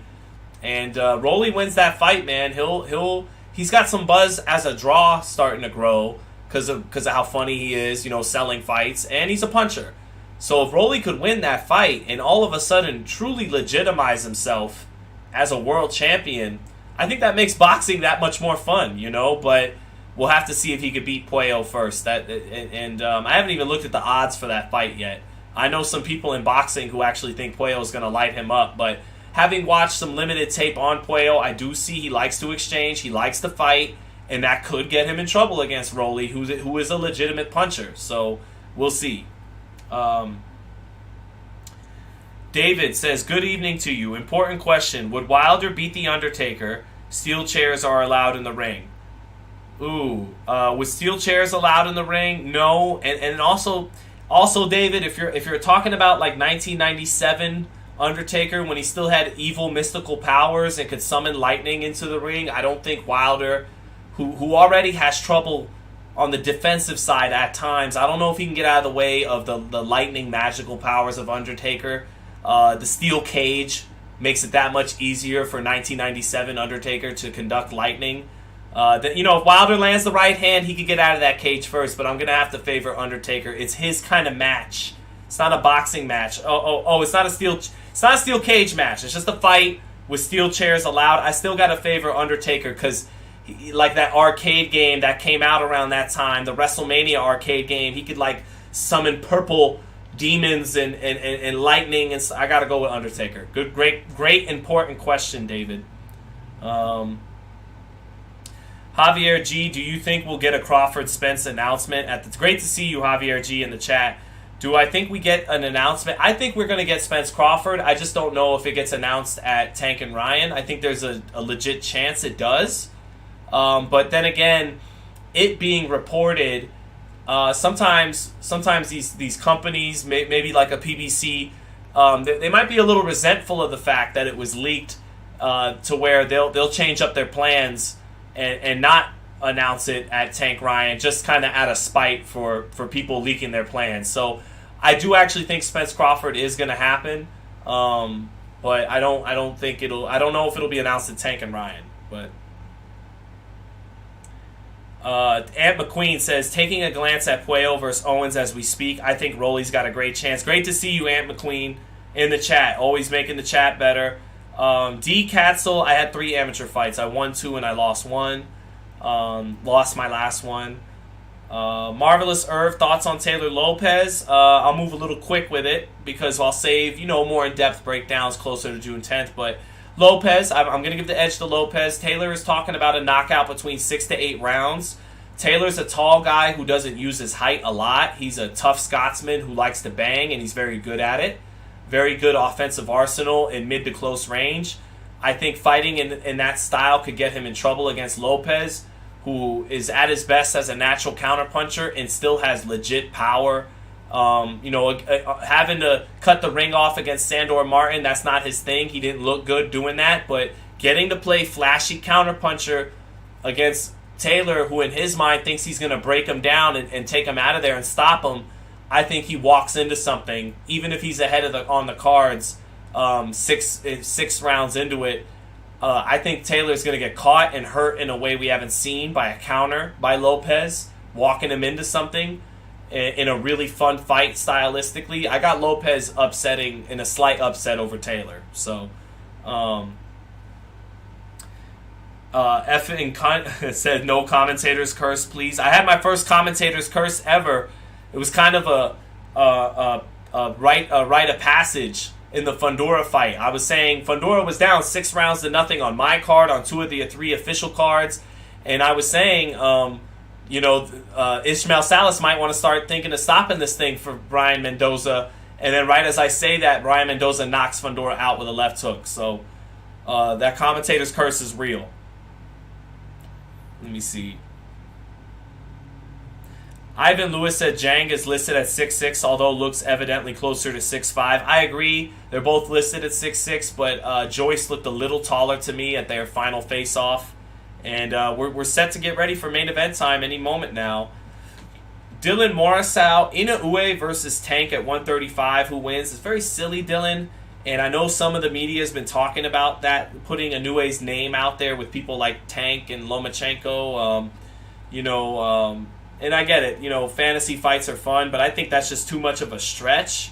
Inoue's way too little. But now that you mentioned Inoue and Tank, I think they may very well be number 1 and 2 when you talk about pound for pound, who's the most explosive guys in the sport. When you measure that combination of speed and power together as explosiveness, I think Inoue and Tank are definitely top 5, maybe 1 and 2. But will they ever fight each other? No. And should they ever fight each other? No. Hit a lick, Rick. Shout out to you, man. Shout out to you in Canada. Much love, my man. Chat, I might have to use the bathroom one more time before I drank all that damn water so my mouth wouldn't get dry. Chat, am I good to run to the bathroom one more time before main event time?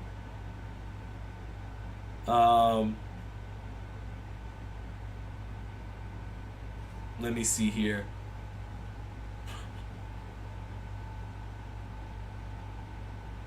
Jane Kwiatkowski said, come on, Big Joe Joyce. Zhang is a nice guy. Well said, he is a nice guy.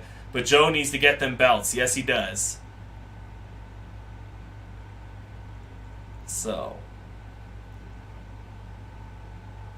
No, Marvelous Serve, it's really not that. I'm not doing that until the fights are over. I don't do that for the live round by rounds, Marvelous Serve. For Undisputed, once the round by round's done, then yeah, you'll see me take a little break, but not for this, man. Oh, this is fun. Boxing Talk. Ruben Torres, good to have you, man. Good to hear you're having fun. Steven Jenkins saying number 1 is Joe, number 2 Usyk, number 3 AJ, 4th Fury. Oh, that's some crazy rankings, Steven Jenkins. I got Fury 1, Usyk 2. It's close between Joyce and Wilder. On resume, accomplishments, clearly Wilder. As of today, I'm gonna give a I'll actually give it to Wilder because he's still fresh off of, coming very close of knocking Fury out as well in their third fight. I'll go Wilder 3rd, Joyce 4th, AJ 5th. Jared Anderson coming up hot as well right there. Frank Sanchez is up in that mix too. Don't forget even Otto Wallin at the bottom of the top 10. Kind of got screwed over that Dillian White fight and hasn't been able to get a significant fight since. Go fast. Yeah, I'll be quick, y'all. I'll be very quick. I'm going to be very quick with this. One moment. Thank you again, chat. Wear a diaper. I saw that comment before I left. That's fucked up.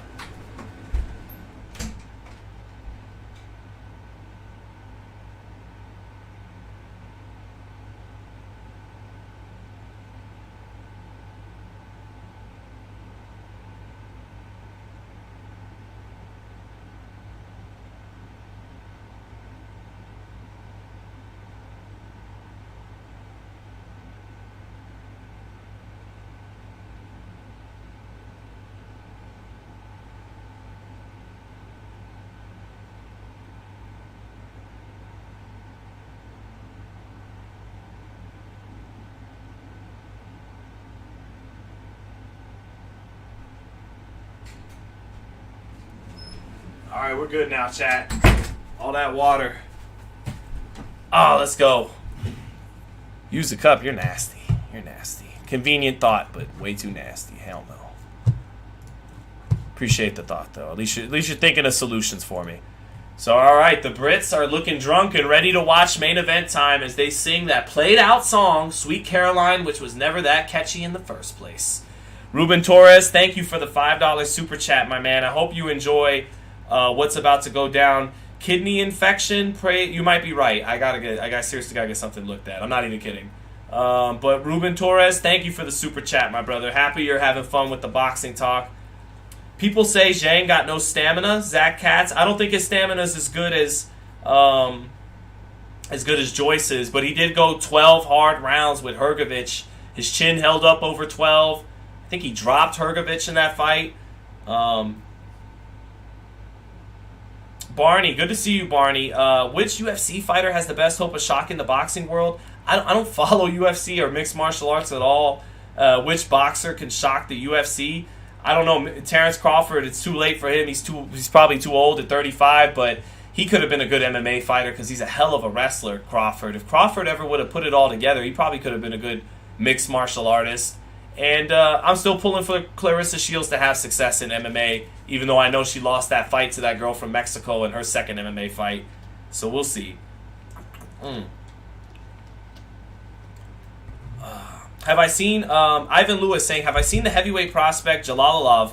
Yes, out of Uzbekistan. Beat our guy Richard Torres in the gold medal match. Great left hand. He's going to need more than that left hand if he's going to become heavyweight champion. There's my simple assessment on him. He's got a great left hand, Jalalov. He's going to need more than that left hand if he's going to become heavyweight champ. But he is the gold medalist, and I do know of him, and he is a good heavyweight coming up. Javier G, what do I think of Eddie Hearn? Eddie Hearn, look, seriously, mate, Eddie Hearn, he's probably the best promoter out there, mate. Seriously, without me and my family set for life because of Eddie Hearn. Eddie Hearn is tremendous, mate. He's not promoting tonight's fight. It's Frank Warren with his promotional company. But I want to tell you that Eddie Hearn is terrific, mate. He's absolutely stunning. He's one of the best, and I think he's absolutely full of bollocks, absolutely full of rubbish, absolutely full of dog shite, mate. When he talks about Berlanga, Berlanga's not a monster, mate. It's only one monster. He's in Japan. Oh, there's another one, a Mexican monster, Benavides. But Berlanga, he's still got punching power, mate. He still could develop into something, but fighting Canelo's absolute bullocks, mate. Forget what Eddie Hearn said. Eddie Hearn's being Eddie Hearn. He's being a promoter, mate. Don't fall for it. So here we go. Here we go now with Big Bang Zhang coming to the ring. Already in the ring now. And here comes the Juggernaut. Joe Joyce, hold on. The first of many. Yeah, the Juggernaut, bitch. That's right, that's who's coming to the ring. In case you didn't hear, Joe Joyce, a.k.a. Yeah, the Juggernaut, bitch. he is coming to the ring now. Probably in the consensus number one, Wilder and Joshua are still always in line to get a title shot because they are excellent heavyweights, even at, right now in their careers, well into their 30s. They're still two of the top 5. But this is the guy who hasn't got his opportunity yet, Joe Joyce, that is probably the number one contender for the crown right now, held by Usyk and Fury. And here he comes to the ring, a man who has as good a chin in boxing as we've seen right now. Out of the guys that are active, as good a chin as anyone active in the sport. A heavy-handed, concussive puncher. Not a one-punch knockout artist, but a heavy-handed guy with a great chin and a fun, kind disposition.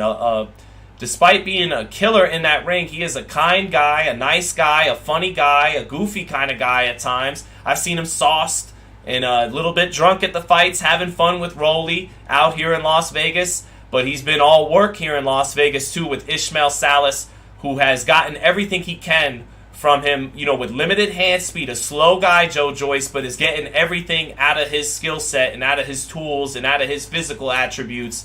And here comes the Juggernaut, Joe Joyce, once again. Terrible accent, says May. I'm sorry, man. I tried. I always think I have a decent accent doing the Liverpool Scouse thing. I tried. I just have fun doing it, even if it is terrible. It could be. So, here we go. People not loving that accent. Someone said Scouse, Cockney, and Indian all in one. Did the best I could there. Fire in My Bones says, had to do a Zoom call, but I'm back. What do you miss? You missed nothing, my man. Fire in My Bones. It is main event time. There's about 500 people in here.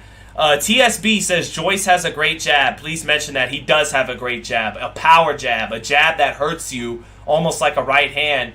Probably his best punch is his jab. Not a fast jab. Again, doesn't have good hand speed, but he throws it perfectly.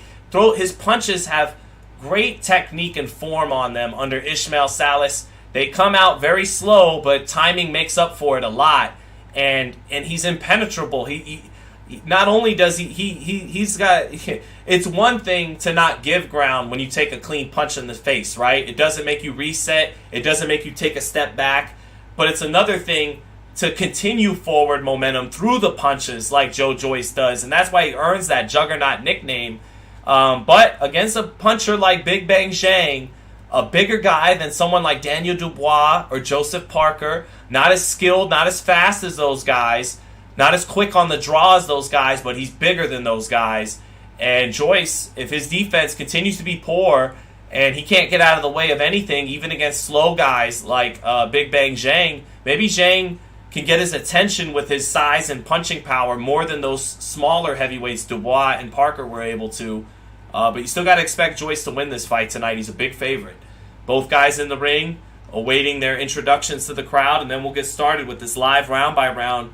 Indeed, hit the like if you enjoy the round by round.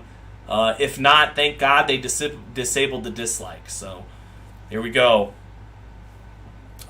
Steven Jenkins says Fury is not number one anymore. I disagree. I still think he's number one. No one brings his blend of size, hand speed, foot movement, toughness, experience, but still think Fury's the top dog. But now here's Zhilei Zhang. Forgive me on that pronunciation. Always had a tough time pronouncing that first name. But the big man from China, 24-1 with one draw, 19 knockouts, weighing 200 and almost 80 pounds, and 278. I've been saying 250, 260, 280. And here he is in the ring. Calm demeanor, a composed fighter with good poise, solid punching power, and a very good fighting spirit. Tough guy. Big Bang Zhang. Good fighting heart and good fighting spirit. Not a fast guy, slow. One of the few guys, maybe, one of the few times he's not going to be at a hand speed disadvantage fighting another slow guy in Joyce. But this should be fun to watch with 500 plus pounds of carnage in there. Joyce, 256, outweighed tonight by 22 pounds. I doubt he's used to being outweighed by a competent heavyweight by 20 plus pounds, but he is tonight. And excuse me, Joyce, this Olympic silver medalist, forgive me. Someone commented on one of my recent lives, Sean, sometimes you're missing forward. Well, whoever you are, I just lent ammo to you by foolishly mentioning gold medal in Joyce. No, he's a silver medalist in 2016. Here we go, getting his introduction. Coach Larry Wade behind him, holding the WBO strap. Not yet a champion, but in line to fight for a title very soon. All right. Adam Hurley saying this is Zhang's one opportunity to make a name, and he better take advantage. Zhang is tough for real, says Thunderlips brother. He is, but he's up against a guy just as tough, who's younger, who punches a little harder, who has a better jab, better amateur pedigree in Joyce. They touch gloves, and let's get it going. This should be fun. This should be a fun fight to call for as long as it lasts. Here we go. I don't expect too many steps backwards from either fighter. Round one, and it's two big fellas in the ring. Big Bang Zhang in the southpaw stance, Joyce orthodox. And they begin measuring with their lead hands out of that southpaw versus orthodox matchup. Joyce taking little half steps to his right, and it's Big Bang Zhang trying to step forward. 22-pound size advantage, weight advantage for Zhang. A lot of fencing going on right now in the center of the ring from both fighters. Joyce moving to his right. Fencing with the lead hands from both guys. No one opening up yet. A little touch right hand through the center for Joyce. Now Zhang shoots his first jab. Straight left hand lands for Big Bang Zhang through the center guard. And that's the first one that lands. Joyce touching with a straight right hand through the center. Zhang get his chin a little bit off the line.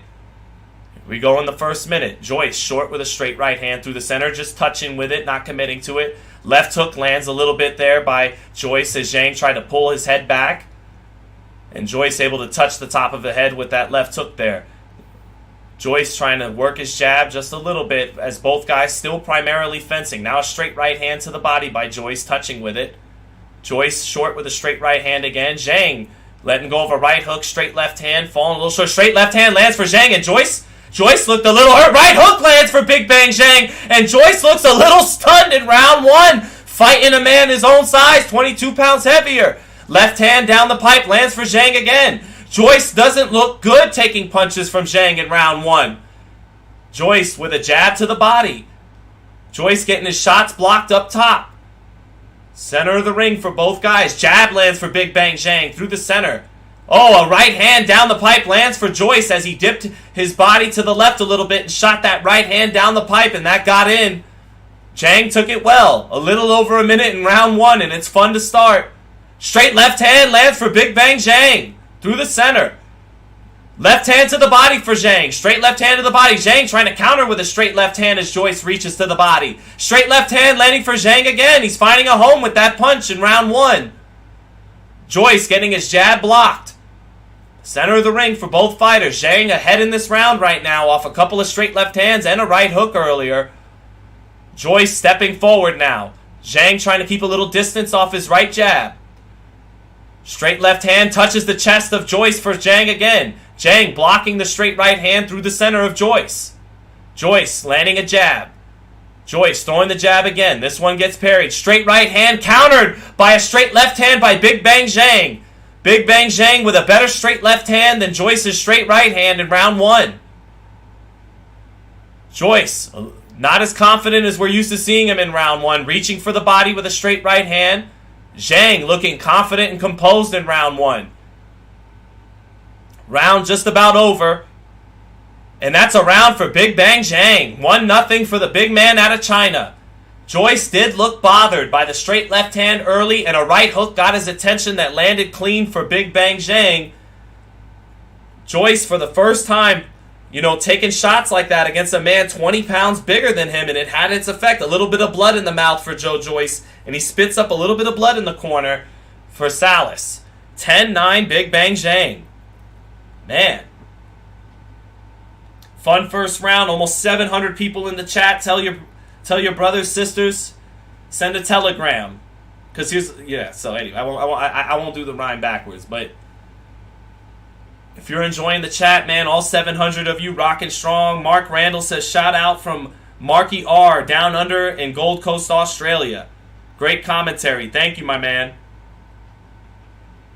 Adam Hurley said he knew this would be an underrated fight. Yeah, in round 1, it was Big Bang Zhang with that big right hook. Let's see in round 2 now. Here we go, and we begin. Joyce trying to prod with that lead hand, and the fencing happening again from the southpaw and orthodox fighters. Center ring. Neither man establishing the jab yet. Jab to the body blocked by Zhang. Zhang taking little steps forward. They continue to fence with their lead hands. A 14-4 advantage and punches landed in round 1 for Big Bang Zhang. Joyce struggling against a man his own size early on. Not fighting a smaller guy like Parker or Dubois. Both fencing with their jab. Oh, Joyce trying to snipe in a straight right hand off his jab and almost ate a straight left hand. Both were just a little off the mark. Now Joyce lands a jab. Trying to back Big Bang Zhang up. Zhang not keeping center of the ring. Straight left hand lands a little bit there from Big Bang Zhang. Not full extension on it that time.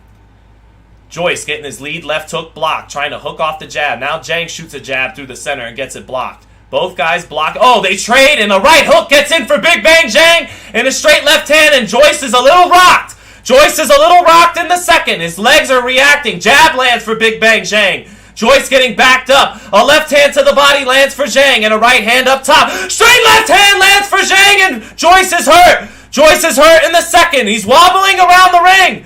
Joyce is buzzed. Referee giving a little bit of action here, but Joyce with a little swelling around his right eye, and he's been buzzed by a straight left hand in the second. Center of the ring for both fighters. Joyce trying to lead. Straight left hand lands for Zhang again. Joyce has no answers defensively. Joyce is hurt. Joyce eats another straight left hand through the center. Zhang has got his eyes open and is picking his straight left hand accurately. Straight left hand to the body for Zhang. Joyce is slow. Landing 2 jabs as Joyce. 3 jabs as Joyce. Zhang says, come on.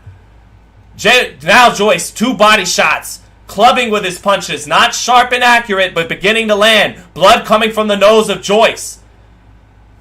Joyce with not as much snap on his punches as Zhang early on. Straight right hand touch lands for Joyce, though. Joyce trying to figure this out in the second. Touching with his shots here. Straight left hand lands for Zhang. Joyce taking it that time. 1-2 blocked by Zhang. Zhang taking big, deep breaths. The big man might not have the gas tank to sustain. Left hook to the body lands for Joyce, and then he brings a left hook up top. Straight left hand down the pipe, back by Zhang. Joyce touching the guard of Zhang. Trying to just be busy. Lands a jab. Good jab lands for Joyce. Touches with a left hook to the body and gets his left hook up top blocked, but then a straight left hand by Zhang. Zhang with much more snap on that straight left hand than anything Joyce is throwing. 10 seconds left in the round. Joyce getting a straight right hand block. Straight left hand lands again for Zhang at the bell. Joyce with a little bit of swelling around the eyes and blood coming from the nose. 20-18 for the big man from China. Although he was taking some deep breaths, sucking some wind was Big Bang Zhang down the stretch of that second round. That straight left hand is what did it. In the round 2, it buzzed Joe Joyce in a way we haven't seen him buzz before. He's getting hit by a man his own size. That's a big difference here tonight. This isn't a smaller heavyweight like Parker or Dubois. It's a guy outweighing him by 22. Appreciate it, Tom. Hope you guys enjoying the commentary. Hit the like if you are. We're over 800 people watching this live now. Let's get it to 1,000. Joyce trying to regain his composure. Always a very composed fighter, but it looks like if Zhang has a gas tank, he can win this fight. He might. Zhang taking some deep breaths already. Here we go in round 3. Joyce coming forward. Shoots a jab to the body. Short with a straight right hand up top. 27 power punches to just 13 landed for Zhang in last round. against Joyce. But Joyce with a left hook, straight right hand. Now a little touch, straight right hand to the body. Joyce being busier, picking up the pace to start round 3.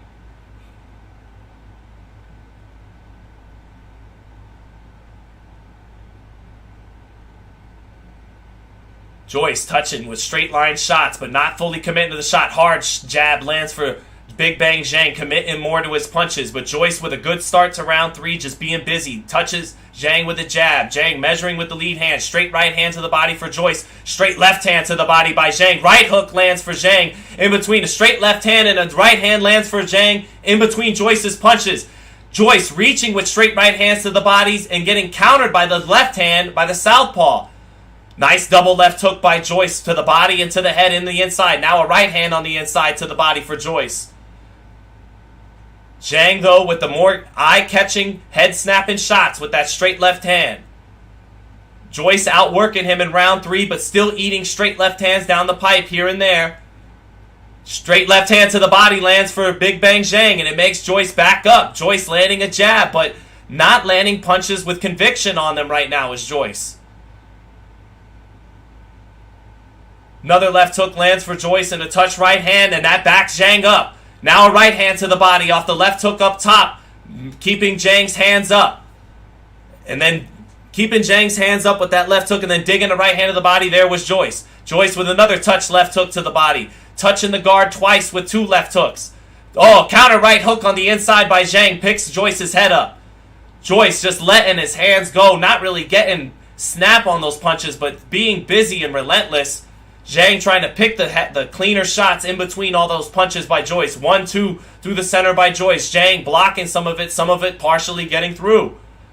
Zhang catching a jab on the head. Another jab lands for Joyce. Joyce short with the left hook to the body. Oh, straight left hand down the pipe by Zhang, picking his shot in between all the punches of Joyce.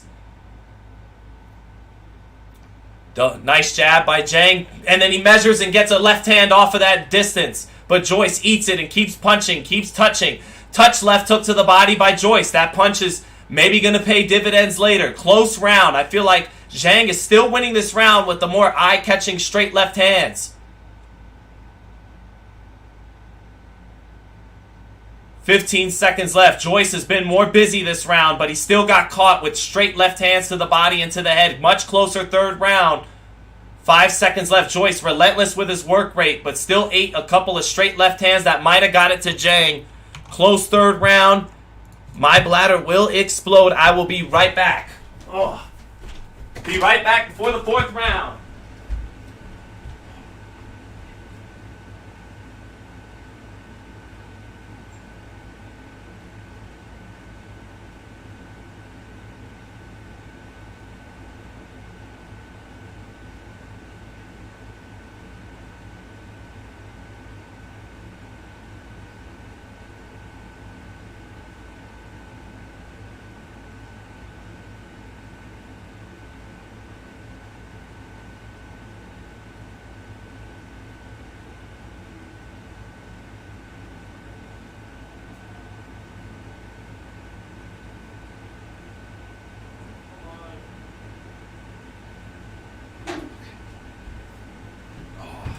All right, back into it for the 4th. That was a close third round.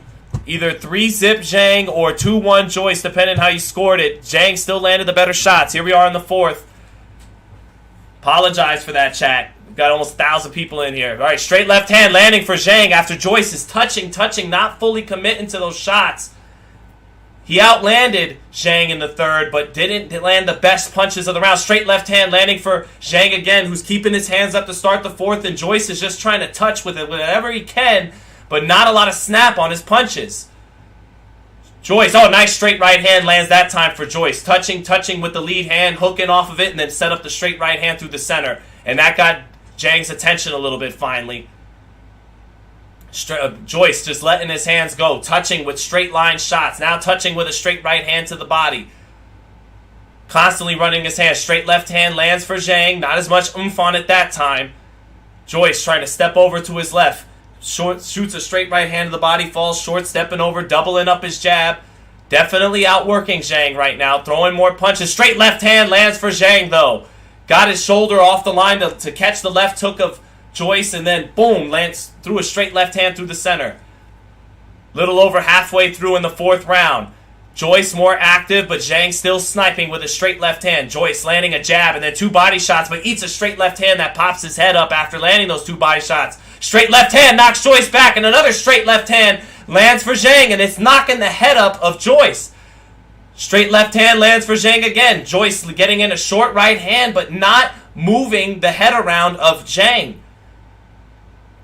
Zhang with the heavier shots in there right now, the snappier shots.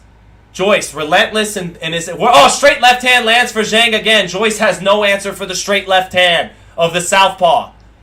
Joyce is not landing a lot of his punches. A lot of it is touching the gloves. Right hook lands for Zhang, and each time short left uppercut lands for Zhang on the inside. Joyce continuing to let his hands go, but he's catching a lot of the guard of Zhang and not committing to his punches, not getting any snap on his punches. Left hook to the body for Joyce. Short right hand to the body for Joyce. Blood coming from the nose of Joyce. Right hand lands over the top for Joyce. Got some snap on that one. Zhang takes a deep breath and puts his high guard back up. Catching. Now Zhang drops the lead right hand and shoots a straight left hand. Gets the hands back up to catch from Joyce. Joyce landing little touch body shots on the inside, but his right eye is starting to swell shut from those straight left hands. 20 seconds left in the round. Joyce still letting his hands go. Gets in a sweeping right hand to the body. Zhang, though, just picking his spots. 10 seconds left in the round. This is Zhang's round. That straight left hand has been too much. It's not that. Straight left hand lands for Zhang right there with 5 seconds left. And then a little bit of a clubbing right hook. And that does it for round 4. Zhang feeling good after 4 rounds. Either 3 rounds to 1 or 4 rounds to zip.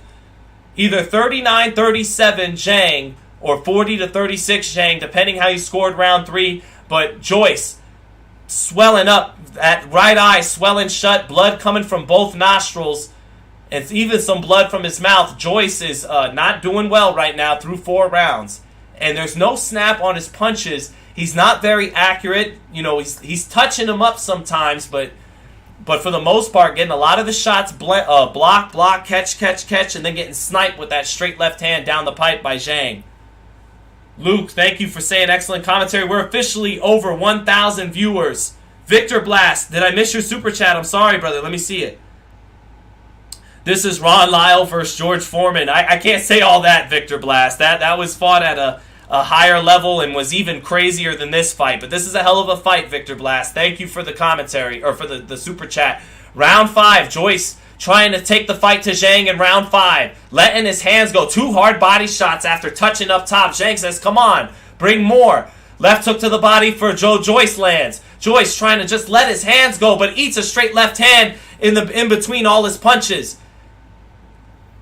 Not landing clean enough against Zhang. A lot of those punches partially landing or getting caught. 2 hard body shots, though, by Joyce. Joyce has gotten some shots into the body. A lot of his punches up top getting blocked. Zhang staying close to Joyce. Straight right hand lands for Joyce, but then a straight left hand with more oomph on it lands for Zhang twice down the middle. And basically, anytime Zhang throws the straight left hand, he's landing it. But he's conserving his energy. He knows that Joyce has a good gas tank and could chopping left hook lands for Joyce on the inside after letting his hands go. A straight left hand right back, though, by Zhang. Joyce with a straight right hand in between Zhang's punches, dipping down with a left to the body, but a straight left knocks him back again. Straight left hand for Zhang keeps knocking up the head of Joyce. Joyce letting his hands go in return, but a lot of it getting blocked. Even some of it that touches Zhang with no oomph or snap on the punch. Double jab by Joyce.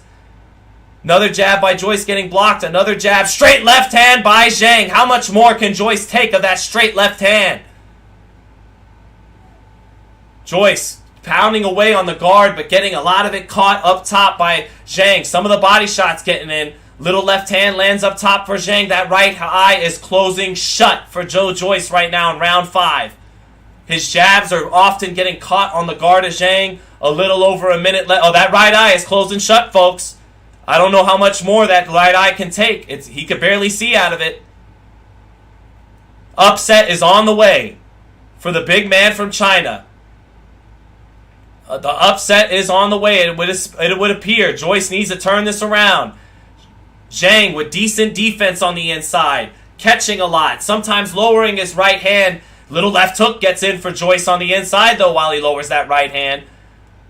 Oh, short left hand lands for Zhang, though, turning on it instead of the straight left. Oh, a little left hand gets in on the inside for Zhang again. Joyce letting go of his hands, but no steam in those shots. Oh, not little left hook gets in for Joyce, though. Joyce at times getting in a shot here and there as he runs his hands. Double jab, straight right hand for Joyce. No steam on it, but just keeps punching away on the guard of Zhang. Zhang catching a lot of that. Straight left hand lands for Zhang, right on that swollen right eye. Jab lands for Zhang. 10 seconds left in the round. Zhang using his jab. Eats a jab by Joyce. Joyce coming forward still. Short with the jab. 5 seconds left. Zhang with a short little left hand inside, and that does it for round 5. Just another round for Zhang based off that straight left hand.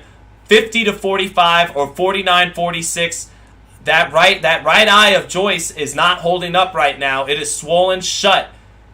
And his cut man is trying to open it up a little bit, but it is swollen shut, that right eye of Joe Joyce.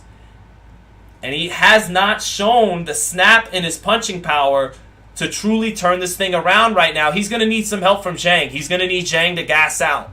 And he has touched the body of Zhang. And Zhang is taking some deep breaths in there, but Zhang is doing a beautiful job of pacing himself. One straight left hand at a time. He doesn't seem bothered by the power of Joyce. And Joyce is game and tough, but the look on his body language is that, he's having a real rough night in there. He is Charles N. Absolutely, he is fighting with one eye in there right now. Sonia Dumas saying, "What a fight. Great to see you, Sonia, in there." Here we go. Alan R. saying, "What an upset." And now the referee is going to take a look at that right eye of Joe Joyce before beginning the round number 7. Joyce answering that he can still see the fingers up by the doctor. Doctor said to letting the referee know that Joyce can continue, but maybe the clock is ticking right now on Joe Joyce's undefeated record and heavyweight title shot. He's going to need something dramatic here. Straight right hand to the body by Joyce. Double jab up top. Everything touching, though. No snap on these shots. Joyce jabbing the guard, 1-2ing the guard. Straight left hand by Zhang, splitting the guard. Zhang with 2 body shots in close, giving Joyce some of his own medicine. Joyce returning fire with a right hand to the body. Zhang with a straight left through the center. Joyce actually blocking that one and then getting in a left hook to the body on Zhang and then a left hook up top. Short clubbing shots by Joyce there. Joyce getting his left hook blocked in close, getting his punches blocked in close. A nice short right hook by Zhang. Now Joyce trying to throw a sweeping right hand. They exchange there. Joyce relentless, still throwing punches. Sweeping right hand to the body, left hook blocked to the body. Short left hook gets in up top. Zhang with a short left hand inside. Zhang getting outworked to start round 6, but has still landed a couple of hard shots. Nice jab to the body by Joyce. Joyce just continuing to let his hands go. Touching the guard of Zhang. Zhang keeping it, taking his time, catching and waiting to shoot off a shot. Right hook gets in for Zhang. 2 straight left hands land for Zhang. And Zhang committing with a hard right hook, 2 straight left hands. And those straight left hands are just too much to score rounds for Joyce for, no matter how many punches he throws against the guard of Zhang. Referee going to take a look at Joyce again after those 2 left hands. Joyce cannot see out of the right eye. The referee is taking him to the corner to be looked at. Joyce is going to get looked at here. A lot of time by the doctor. Halfway through the 6th. My mistake. We're not in the 7th. We're in the 6th. Doctor looking at that right eye, asking him to hold up 2 eyes. 1. Joyce says he can still see it. The doctor whispering to the referee. And they're going to let it continue. No, they're not. It's over. It's over. It's a 6th round TKO for Big Bang Zhang. What an upset. What an upset for Big Bang Zhang. His straight left hand was too much. Folks, Joe Joyce went up against a man his own size. A man that outweighed him by 22 pounds. And that juggernaut chin could not hold up against Big Bang Zhang. Man, that lack of defense cost him against a fighter his own size. It really did. Big Bang Zhang didn't let him land the bombs. He got touched up a lot. Got touched on the side, on the body, got touched on the top of the head. But Big Bang Zhang with a good high guard caught almost, a lot of the punches on the guard. wasn't worried about the body. Joe Joyce never had any snap in his punches. He was hurt and buzzed by the first straight left hand that Zhang landed in round 1. This was all Big Bang Zhang with his southpaw straight left hand, and Joyce had no answers for it defensively. Joyce has never had answers defensively, but that juggernaut chin always holds up. But against a man his own height at 6'6", a man that outweighed him by 22 pounds at nearly 280 pounds, he couldn't hold up to it this time. Never went down, but was stunned. His legs were shaken up several times in this fight. Zhang mixed in the right hook a few times. He was just a better fighter tonight. More snap on his punches, better defense. He was the better fighter on offense and on defense tonight. Joyce was relentless, game, kept letting go of his punches, no snap on him. A lot of them touching the guard of Zhang. Zhang would catch, snipe with the straight left, paced himself beautifully, did Zhang, because the only way Joyce was going to get back in this fight is if Zhang gassed. And Zhang, a big funny guy from China, great personality, and is maybe the greatest Chinese heavyweight in professional boxing history now. And economically, you know, a Chinese man, you know, from the biggest country in the world on the planet, you would think maybe he could bring in some serious dollars fighting one of these marquee heavyweights now, because Big Bang Zhang is for real. He's a legit, you know, top 10 heavyweight now. Joe Joyce was thought of as maybe being a favorite against guys like Wilder and Joshua, and Big Bang Zhang dominated him. He won every round and then stopped him in the 6th. The referee, because of that swollen right eye because of the straight left hand, referee couldn't let him continue. And Joyce wasn't going to turn that fight around based on what we saw. He didn't have any of the snap in his punches. When he did land a couple of times, it had no effect on Zhang. And man, what an upset. One of the upsets of the year for Big Bang Zhang. Awesome stuff. Should I even still play with Joe Joyce tonight? We will. We will try to redeem Joe Joyce on Undisputed. But what a win for a great guy, Big Bang Zhang, training out in Jersey. He's a hell of a guy, a great guy, a nice man coming out of China, humble man. And man, did he came up. I mean, honestly, this guy should have probably got a decision over Filip Hrgović, and now he beats Joe Joyce. This guy's a top 5 heavyweight. It goes Fury, Usyk, Wilder, Joshua, and Big Bang Zhang. Hats off to the new top 5 heavyweight, Big Bang Zhang in China. 25-1 with 1 draw and 20 knockouts. He's a puncher. And final punch stats, 78 out of 140, 56% connect percentage for Big Bang Zhang. Joe Joyce, 60 out of 253, 24%, more than doubled in connect percentage. Landed 39 body shots to just 8 for Zhang. I told you guys throughout the fight he was touching that body, but I do mean touching. Not committing, not throwing beautiful body shots like Michaela the fight before, just touching with little clubbing shots. But Big Bang Zhang landing, man, more than half of his power shots. He was a sniper with the straight left hand. Couldn't miss with it. Beautiful stuff by Big Bang Zhang. We had over 1,000 people in the chat. You guys are awesome. Matt's Adventure says, this is what happens when you fight cupcakes. Good point, Matt. But then again, I don't think Parker and Dubois were cupcakes, but they're smaller guys. And styles make fights. You know, that juggernaut chin was able to look great against smaller heavyweights, but against a guy who outweighed him by 22 pounds, physics showed up in the sweet science today. You're not walking through a 280-pound guy's punches, even if he's not known as a big puncher. Great stuff. Enjoyed that. Man, good stuff. So, chat, I think we should rock. Big O says, I told you that Zhang has quicker hands. 3 Pumps said Wilder top 5. Yeah, I still think Wilder's top 5 for right now. I'll keep him there until guys like Jared Anderson, you know, prove their way into the top 5. Man, Jared and Big Baby Anderson and Big Bang Zhang. I love that fight. That'd be a great fight. I'm gonna give the edge to Jared, of course. Legal Eagle said, thanks for the great commentary, dude. Thank you, my man. I'm happy you enjoyed it. Hope you guys enjoyed all that. Amanda said, Joyce was partying. He did not take this fight seriously. He was seen drinking and hanging out in Vegas in the middle of camp. Amanda, I think he always does that, though. So we won't say that he took it as seriously as he has any other fight. I've seen him out and drinking before he knocked out Joe Parker, just like before he got knocked out by Zhang tonight. So it's not because he just is what he is. And his lack of defense really cost him tonight against a guy with the size and the power to make him pay. So, China going crazy right now. Thanks, Sean, voice of boxing. Thank you, Barney. I appreciate that, man. All right, let's get a little Undisputed in. Let's get a little Undisputed in, shall we? That was fun. That was fun. Let me pull up Undisputed. 619 Cali Factor says he called it. I didn't call it. I thought Joyce was going to beat this guy in as many rounds as he beat him. But that's what you got to love about heavyweight boxing. Boxing in general. That was great. That was great. I thoroughly enjoyed that, chat. Let me bring this up here.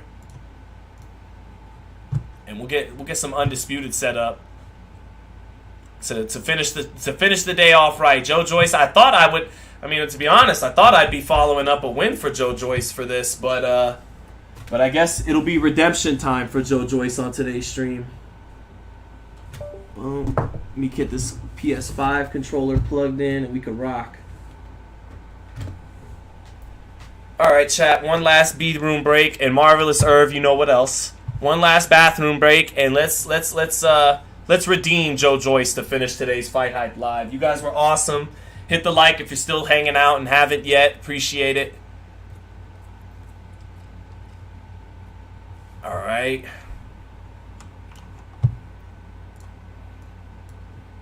Let's do it, and let's get to Joe Joyce. Joe, we're gonna try to redeem you here, buddy, and we're still gonna play your clip for you, even though you lost.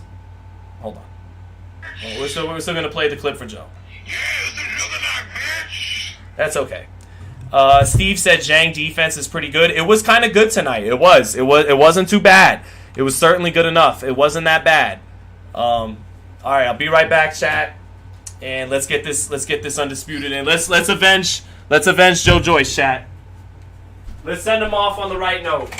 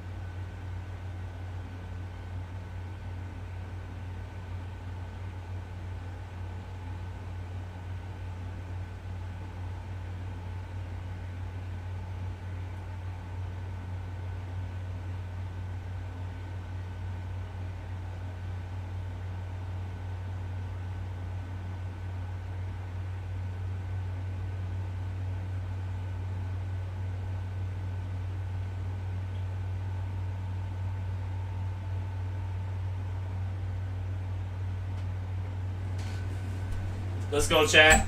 Let's finish it right. Let's finish it right. Let's go. Let's go, chat. Finish it off right today. Let's go. Joyce deserves credit. He challenged himself so many times. Of course he would lose, unlike Tyson Fury. Tyson Fury's challenged himself too. He fought Wilder and Klitschko, who are two better fighters than anyone on Joyce's resume. But you're absolutely right, Steve. Joyce deserves a lot of credit. He's a warrior. He was game. He never stopped letting his hands go. His limitations, defensive liabilities caught up to him, fighting a guy his own size. But, it's boxing. Nothing to be ashamed of. All credit still to Joe Joyce. That's why we're going to try and... Oh, that doesn't look like Joe Joyce. That's why we're going to try and send him off right with some respect here with Joe Joyce. Fury would outclass Zhang? Yeah. Probably. Or Usyk would outclass Zhang, says Marvelous. Yeah. Too slow. It's too slow for Usyk.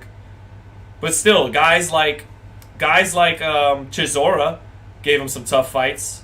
Gave Usyk a tough run for his money. So maybe Zhang... I think Zhang is better than Chisora was at that time. Giles says Dillian White doesn't beat Zhang. Fury does. Yeah, I don't think Dillian White beat Zhang. I got Zhang over Dillian White right now. Dillian White doesn't impress me these days. Fury does. Fury beats him. Yeah, I agree. So does AJ. I don't know if AJ beats him right now. With the way AJ... I mean, I'd probably give the edge to AJ, but I don't know, man. That's a tough fight for AJ right now. He needs to get right with Derek James, get down everything they're working on, and then get into a dangerous type fight. I feel like he needs another fight like Jermaine Franklin or two right now, AJ. Keep working on things with Derek.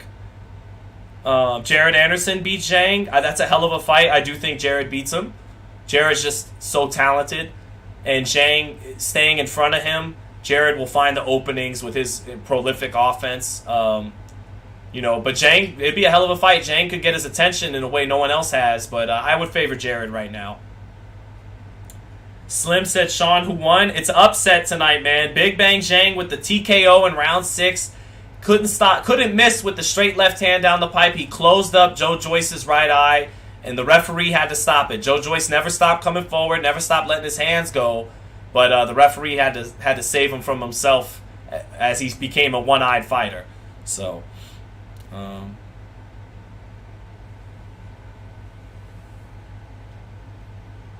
yeah, I got Zhang over Dillian, and he might be, if they fought right now, he might be AJ because AJ's still on shaky ground, repairing and rebuilding himself. I think AJ should just take a couple more Jermaine Franklin type fights with Derek James. Hammer down some of the stuff Derek's trying to make him adjust with, and then get back into tougher fights. But I just interviewed George Foreman yesterday, and George Foreman was a guy who had to rebuild, and he rebuilt at 37, 38 years old, and he took a lot of fights before he even fought someone like Alex Stewart. Let alone Evander Holyfield. So Joshua at 33, if you're in rebuild mode, be halfway in rebuild mode, and then a big money fight comes, big opportunity, jump on it. Just stay in rebuild mode for right now, like George Foreman was at 37. He didn't fight Holyfield till he's 41. So take your time. By the way, we'll have that big George Foreman said that his favorite heavyweight is Tyson Fury. Someone asked him about Tank and Ryan, and he goes, yeah, I like Canelo. He didn't really have a pick for Tank and Ryan. He just brought up Canelo. We're trying to get someone to accept the damn fight.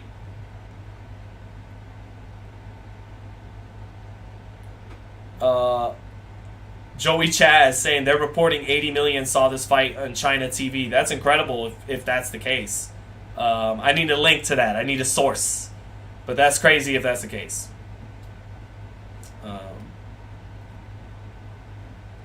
Zhang versus Ruiz. Ooh, that'd be a good fight. Zhang's got some size on him. Chuck Norris saying, "What the F is this crap?" This is undisputed for the post fight. We're trying to get some fights in with Joe Joyce after he came up short against Big Bang Zhang. Trying to send him out right to end the live stream, but we can't get anyone to accept a match. So size wasn't the difference. So stop bringing size up. Bringing size up about what? I'm not bringing it up in regards to Joe Joyce. I'm bringing up his size in regards to fighting other guys.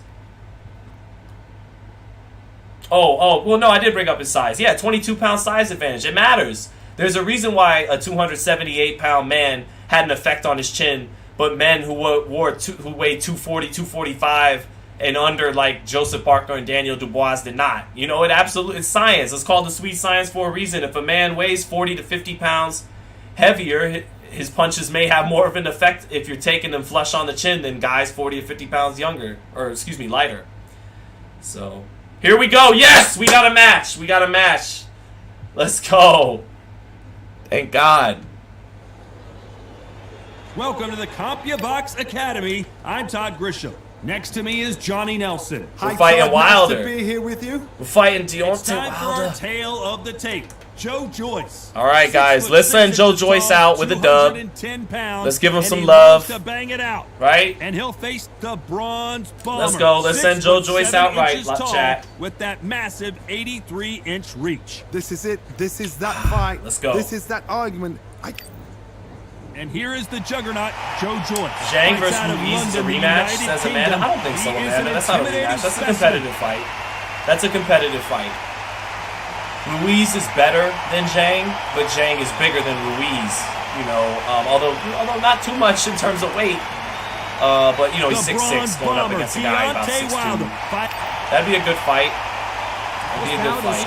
I feel like I'd maybe get the edge to Andy Ruiz. Fighting out of the red corner from London, England, and standing at 6 feet 6 inches, here is a British, Commonwealth, International, and European heavyweight champion. Come on, let's go. One of the hottest tickets around. It's standing room This guy better not only quit for on us. this, our main event.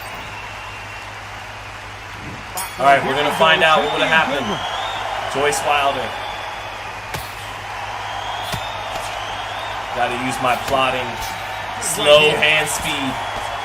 Straight right hand lands.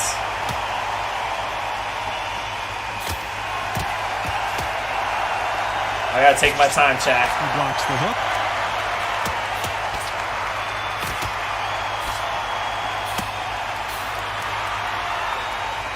Both of these men showing exceptional chins, by the way.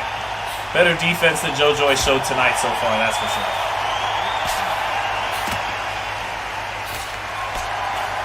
To the body. Straight right hand. All the Back to the body. Straight right hand. Start doing the walking.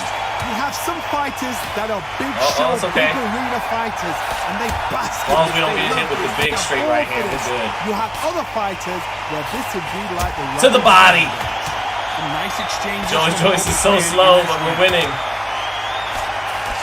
Jab. Oh, good straight right hand by Wilder that time. We're counter punching beautifully in between his punches. See? Boom. Boom again. He's touching. Oh, and they just got their bell rung. Touch that body a little bit. Step over for just a second. Jab. Oh, you see it. You see it, chat. He's willing to take 3 to You see get the white one. flashes That's and his clean game punches plan, and landed. it's worked out pretty well for him so far. Sluggers are an absolute nightmare. They will stay in your face. I'm going to show the defense that Joyce didn't show tonight. It's okay. Boom. This Like round's still up that. for Catch and grabs shoot. with just 10 seconds to Catch go. and shoot. Catch and shoot. You see it, chat? See the mastery? Round 1, baby. A catch and shoot mastery. This one could go either way. Every round is so... Thunder Lips, you still playing Fight Night? Yeah, this is undisputed on PC, man. He's gonna judge this right. He's gonna do his job right. John Connor says, I don't know about Foreman Lyle being on a higher level than Joyce Zhang. Foreman Lyle was the ultimate slugfest, less defense from both than even Joyce. Foreman had lost the plot after losing to Ali. Maybe you're right, John Connor, but I just think, you know, one guy, Foreman, being in that fight, a first ballot Hall of Famer, a top 10 heavyweight all time, solely alone raises the level of that fight. But maybe you're right. Maybe I'm just, you know, going off name alone. Zhang was more defensively alert than either Joyce, Foreman, or Lyle. You know, he was more alert out of the 4 fighters in those 2 fights we're comparing. But I still think, you know, anytime you got a first ballot Hall of Famer, yeah, I know he was, you know, a little out of it after Ali, but still a guy in his physical prime who's one of the top 10 heavyweights of all time. That alone makes it a higher level fight than, you know, Joyce and Zhang. But, you know, appreciate your comment for sure. All right, let's get back to this catch and shoot mastery with Joyce and send him out of the stream with a win. You know, you got love for guys even after they take L's here on FightHype Live. It's not just front runners. He parries that left jab. Wilder touching me up a little bit. Let's get that catch and shoot game working. Wilder turning it up. Catch and shoot with that straight right a little bit. This fighter told us yesterday, if he doesn't win by knockout, he doesn't consider it a real victory. That's the mentality he has. How you deal with a slugger, you've got to use brain over brawn. He's touching me right there. Okay, Wilder. Get them angry. We're making him shoot off a lot of punches, though, guys. Making him exert a lot of energy. He's not landing a lot of them clean. That big right hand.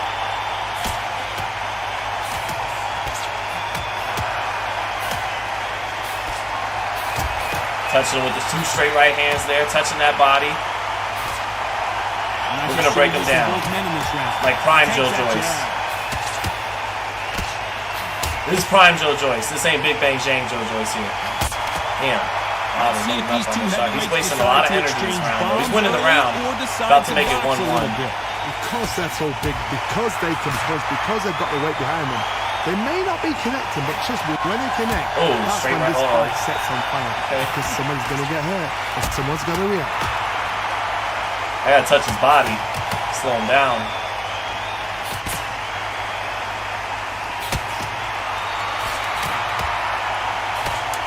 He threw a lot of punches that round, chat. He expended a lot of energy to get that round.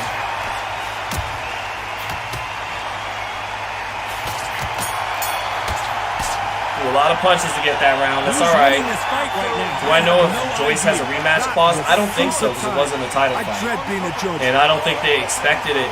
I don't think they expected Zhang to win by any stretch of the imagination, so they probably didn't put one in there.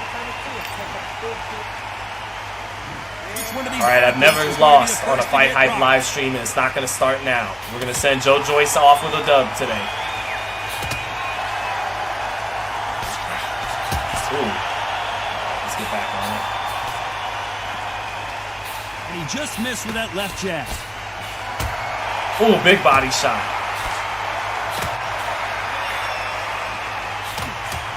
Good punch. He's so slow.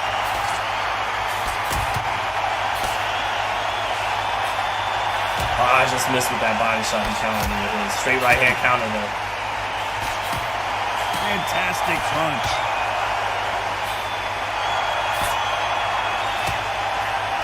Oh, This fighter's not interested in throwing one shot at a time. They throw combinations and they throw them non-stop. You've got to ruffle their feathers, Todd. You cannot let them get comfortable, drag them, get them complaining to the referee, because once somebody with excellent foot speed and excellent power gets this, chat. into the About to rhythm, sit down on a nasty right hand. Over. Back and forth. Oh, there it was. Neither fighter willing to back down. I'm going to try that nasty right hand a few more times. There it is. Oh, there's the power jab. He didn't like that. Oh, wait. He don't like those power jabs. Oh, he don't like the power straight right hand. We're going to have to sit down on a few more of them. Oh, there it was. There's another one. There's a power jab. There's a... Oh. Oh, yes. Ooh. Just off. Oh, alright, I gotta chill. We're gonna get that in though. Very competitive round with 10 seconds left. Oh, got him with the hook finally. He's slowing down, chat. Oh, with the hook again. We're touching him up. You guys saw that. That's how you close the round. Chat, look closely. Something pretty's gonna Edwin J. Maldonado. I got him. Don't worry about it. Charles N. You're gonna hit me with the bomb squad? It's not happening. It's no bomb squad. We're avenging Joe Joyce today. Never underestimate any fighter is the lesson here, Giles. Good point from Joyce and Zhang. Agreed. Very much. All right. Chat, we were breaking them down towards the end of that round. Let's get back to it. People talk about a boxer's chin. Do they have a good chin? Do they have a glass jaw? Those are questions that are being answered here tonight. I've seen some fights with trying to keep a little more room here, trying to use his feet a little bit. They are not going to move. But then I've seen some mad punchers with a chin like a crisp. As soon as you touch them, they're gone. And this is the danger spot. Look at that left hook.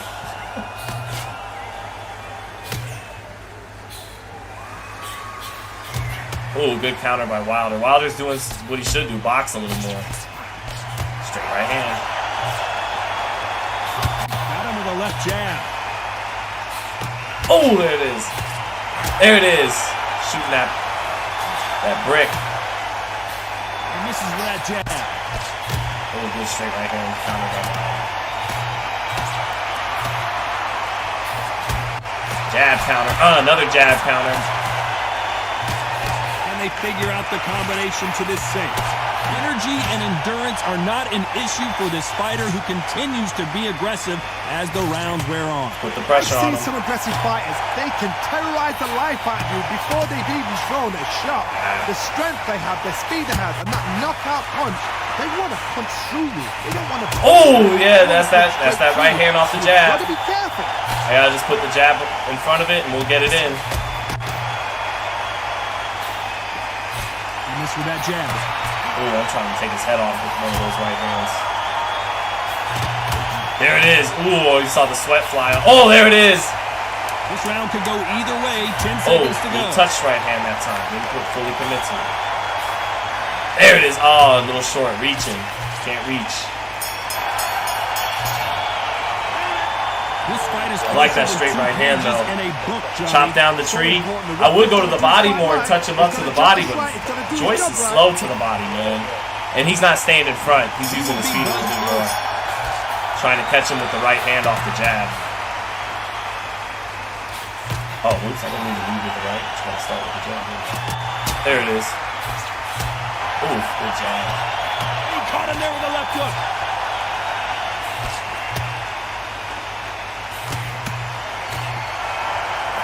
Oh, and there he caught him with a stiff jab. Ooh, I overshot it. Oh, there. Walking into the jab. Let me try a power jab. There it is. There it is. Power is obviously the great Joyce is too equalizer slow to in boxing, counterpunch. but when you know your opponent is relying There's on that one. so heavily, how do you deal with it? I've seen certain fighters that can depend on just Oh, their uppercut. power alone. Forget tactics. They know the second they touch you, it's done. Oh, he's That's staying where in the front of me. confidence I can put a few together. Yeah, don't stay in front, Deontay. Oh, straight right hand. Walked him into it. Big shots from both these fighters. Got to be careful, though. Oh, I'm dumb. I'm dumb. Shot Don't with the left. just do that. There we go. Close the gap. Close the gap.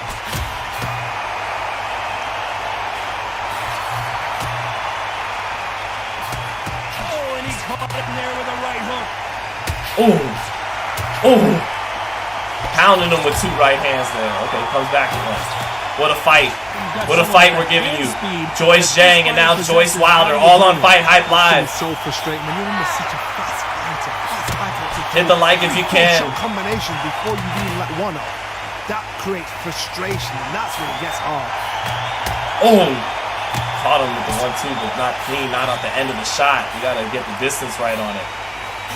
Very close round with 10 seconds to go. There we go.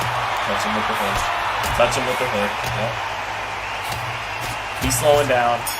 We couldn't even get the hook in earlier, but we got it in a couple times. He's slowing down. Could not be any closer. I picked the wrong opponent. Wilder by knockout. Nah, Battle Boy, you tripping. He's getting broken down. He's getting broken down, guys. Which fighter's gonna get caught first?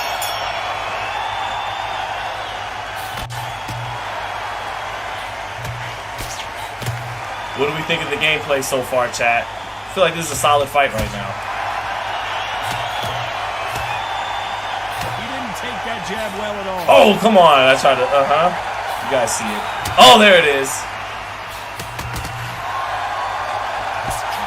Ooh, check hook. With a stiff jab.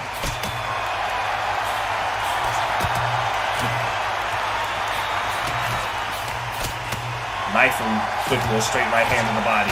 Knifing it. There we go. Let's touch that body just a little bit. Jab.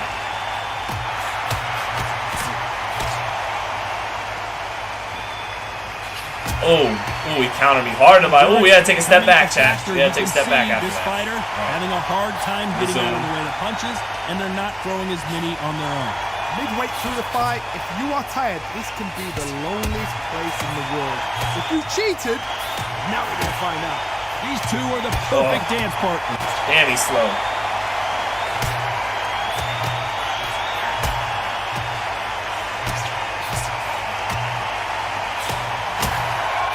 Oh, I'm getting touched up a little too much right there. Hold up.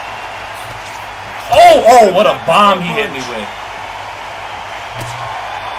He might win this round. I think he is. Might be 4-2.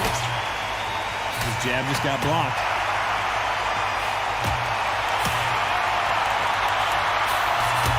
Yeah, I lost this round.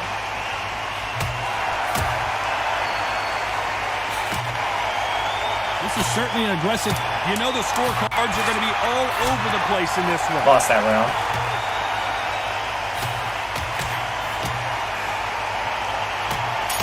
Damn. Yeah, he got that. He got that round. 4-2. I don't know which fighter is winning this bout. It's too hard to split. What amazing footwork tonight. Yeah. Who's going to be the first I'm up one to 4-2. get buzzed?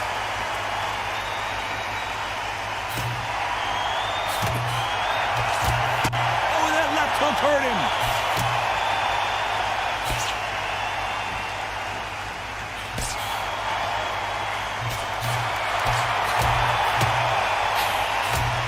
Straight right hands to the body.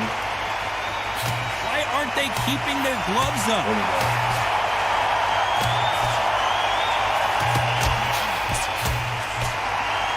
This fighter has tested their opponent's power. Oh, whoa, he hurt me with a straight right hand. I'm hurt. I'm going down. I'm going down. He hurt me with a straight right hand. Damn it. It looks like this one's going to be over. Uh-oh, chat. Never lost on the stream before. We got drama. We got drama. Woo. Man. That power of Wilder showed up there.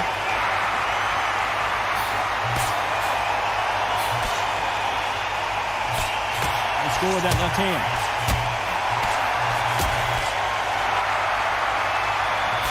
Time to tighten up, chat. He parries away that left hook.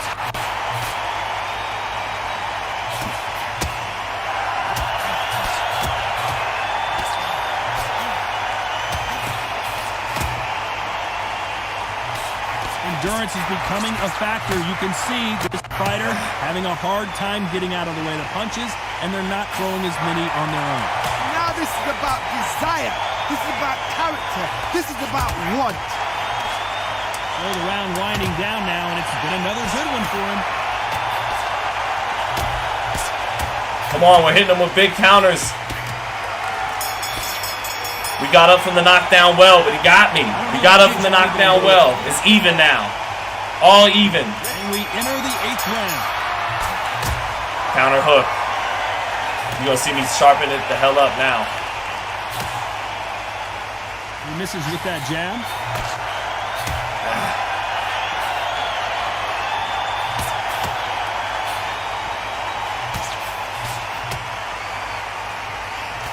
He fails to score with that left hook.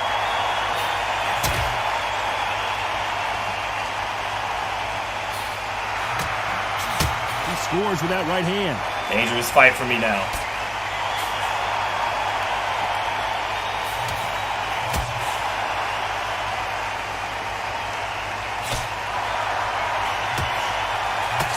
No doubt that this fighter's power can change the fight around in an instant. You can't afford to make one single minor mistake. Oh, what a hook by Wilder. What the hell was that? Power might be the equalizer.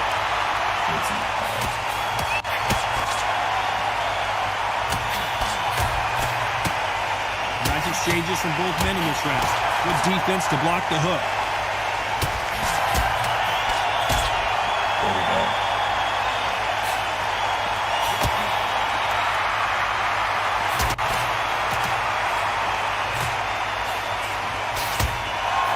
Arm positioning, blocking that hook. Come on. I'm hitting him with good shots. But Wilder can take it. Joyce ain't the puncher he is.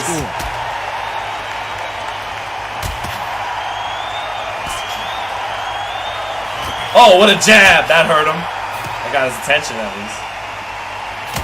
There's no way this round could go either way. 10 seconds to go. To the body. Big comeback round. Big comeback round. We got that. We got that. Who's winning this fight right now? Ooh. I have no idea. So important. The referee's Yeah, he's landed. This is a good-ass fight.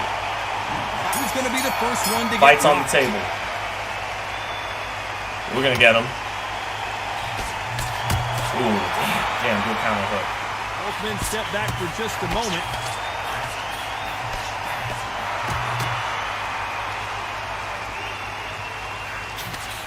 Oh my God, he's so slow on the counter sometimes. I get the counter window and he don't get it in time.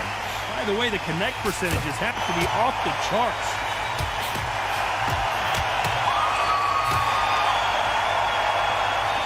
Good shots So by much Wilder. firepower here.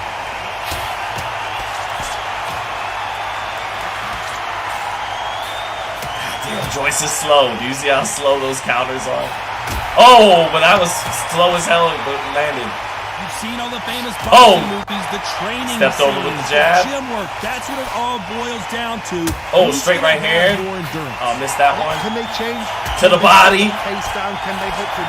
Oh, countered him with the hook. Let's go. We're getting in the shots. Oh, jab. Yep. Oh, wait, got one back. Got one back. Held the fight. You can do it in a fight. You've got to relax. Some nice exchanges from both men in this round.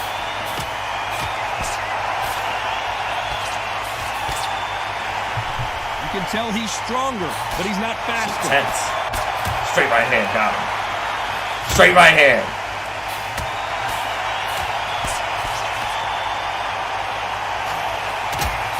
That punch landed.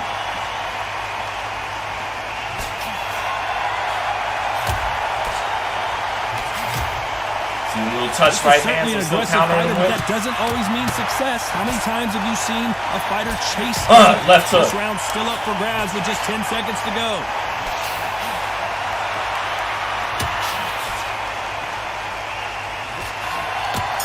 We got that round. We got that round. Sharp. Man, what a... This one could go either way. Every round is so important. That was super tough. Fight. I dread being a judge. Push the jab, Marlon Trent. I'm trying, chat. Push me through this, chat. Which fighter's gonna get even fight? They got us even. Even heading into the last three. I want this one bad. I've never lost on the live.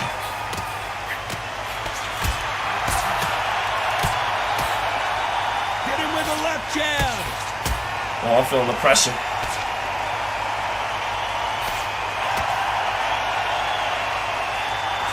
Jab misses. To the body. There we go.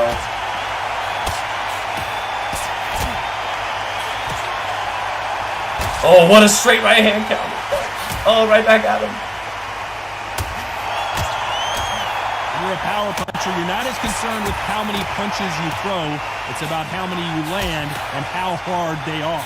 You've got to be courageous when you get in there with Man, we're going all at it. Stronger and faster. You've just got to use brain. Oh.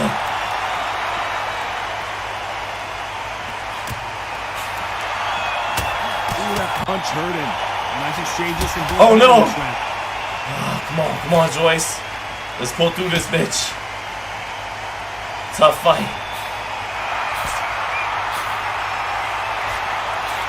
Nice job by him to block that jab.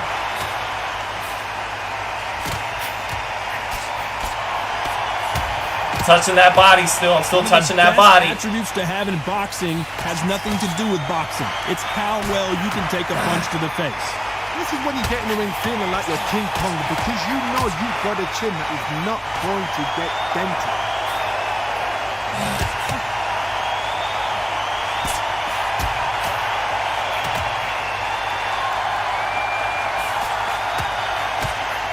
Yeah, baby, to the body still. You know the scorecards are going to be all over the place. I feel like we might hurt him to the body soon.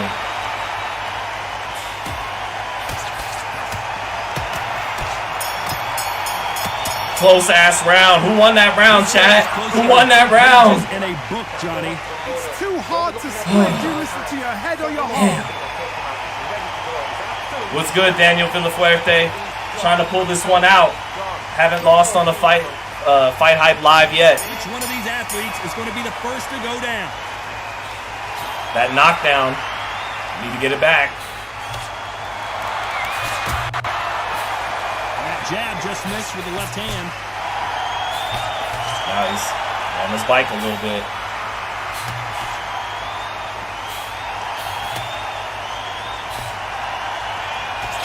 You've got some of that hand speed that this fighter possesses. How do you deal with it? I've never seen It's on his bike a little bit. fast in my life. How do you deal with this? You've got to hope they run out of steam.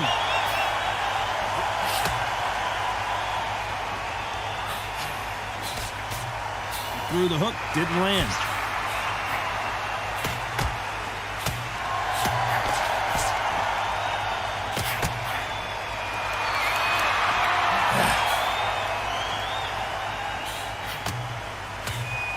Coming back to life now, starting to land some punches.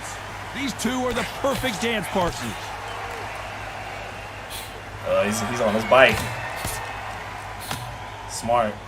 There's no doubt that this fighter's power can change the fight around in an instant. You can't afford to make one single minor mistake.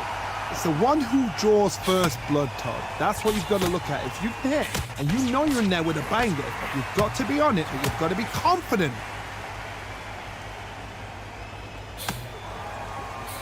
There we go.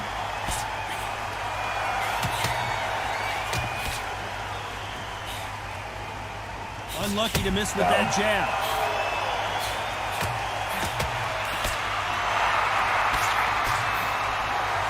And he misses a very competitive round with 10 seconds left.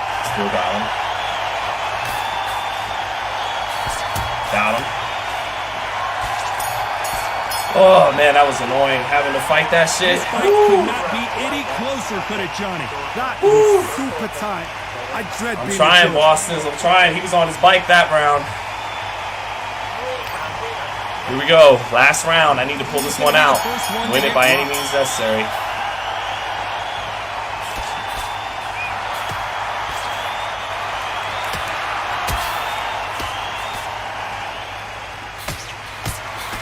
He parries that right jab away.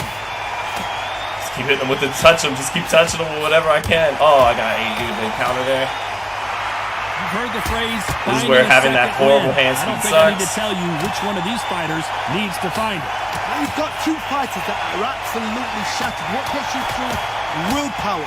Calm, because if you panic, you get desperate. If you get desperate, you make mistakes. If you make mistakes, you get knocked out. Oh, he's so slow.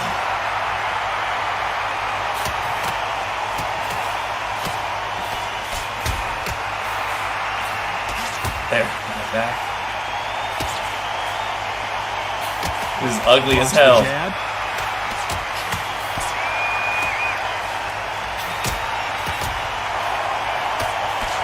Big shots from both these fighters. Got to be careful, though. Don't land that jab. Damn it. Joyce sucks.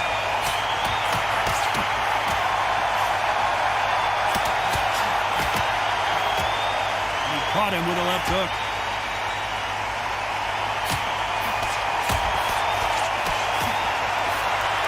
Seen in the past from this fighter, they don't get concerned when they lose some of the earlier rounds because they know they've got that power that can He's strike so slow.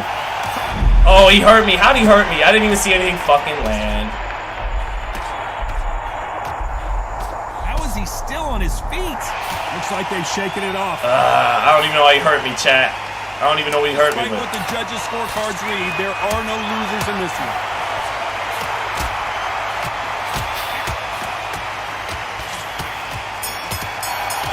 We exchange at the bell. So close, but so far. I won! Yeah!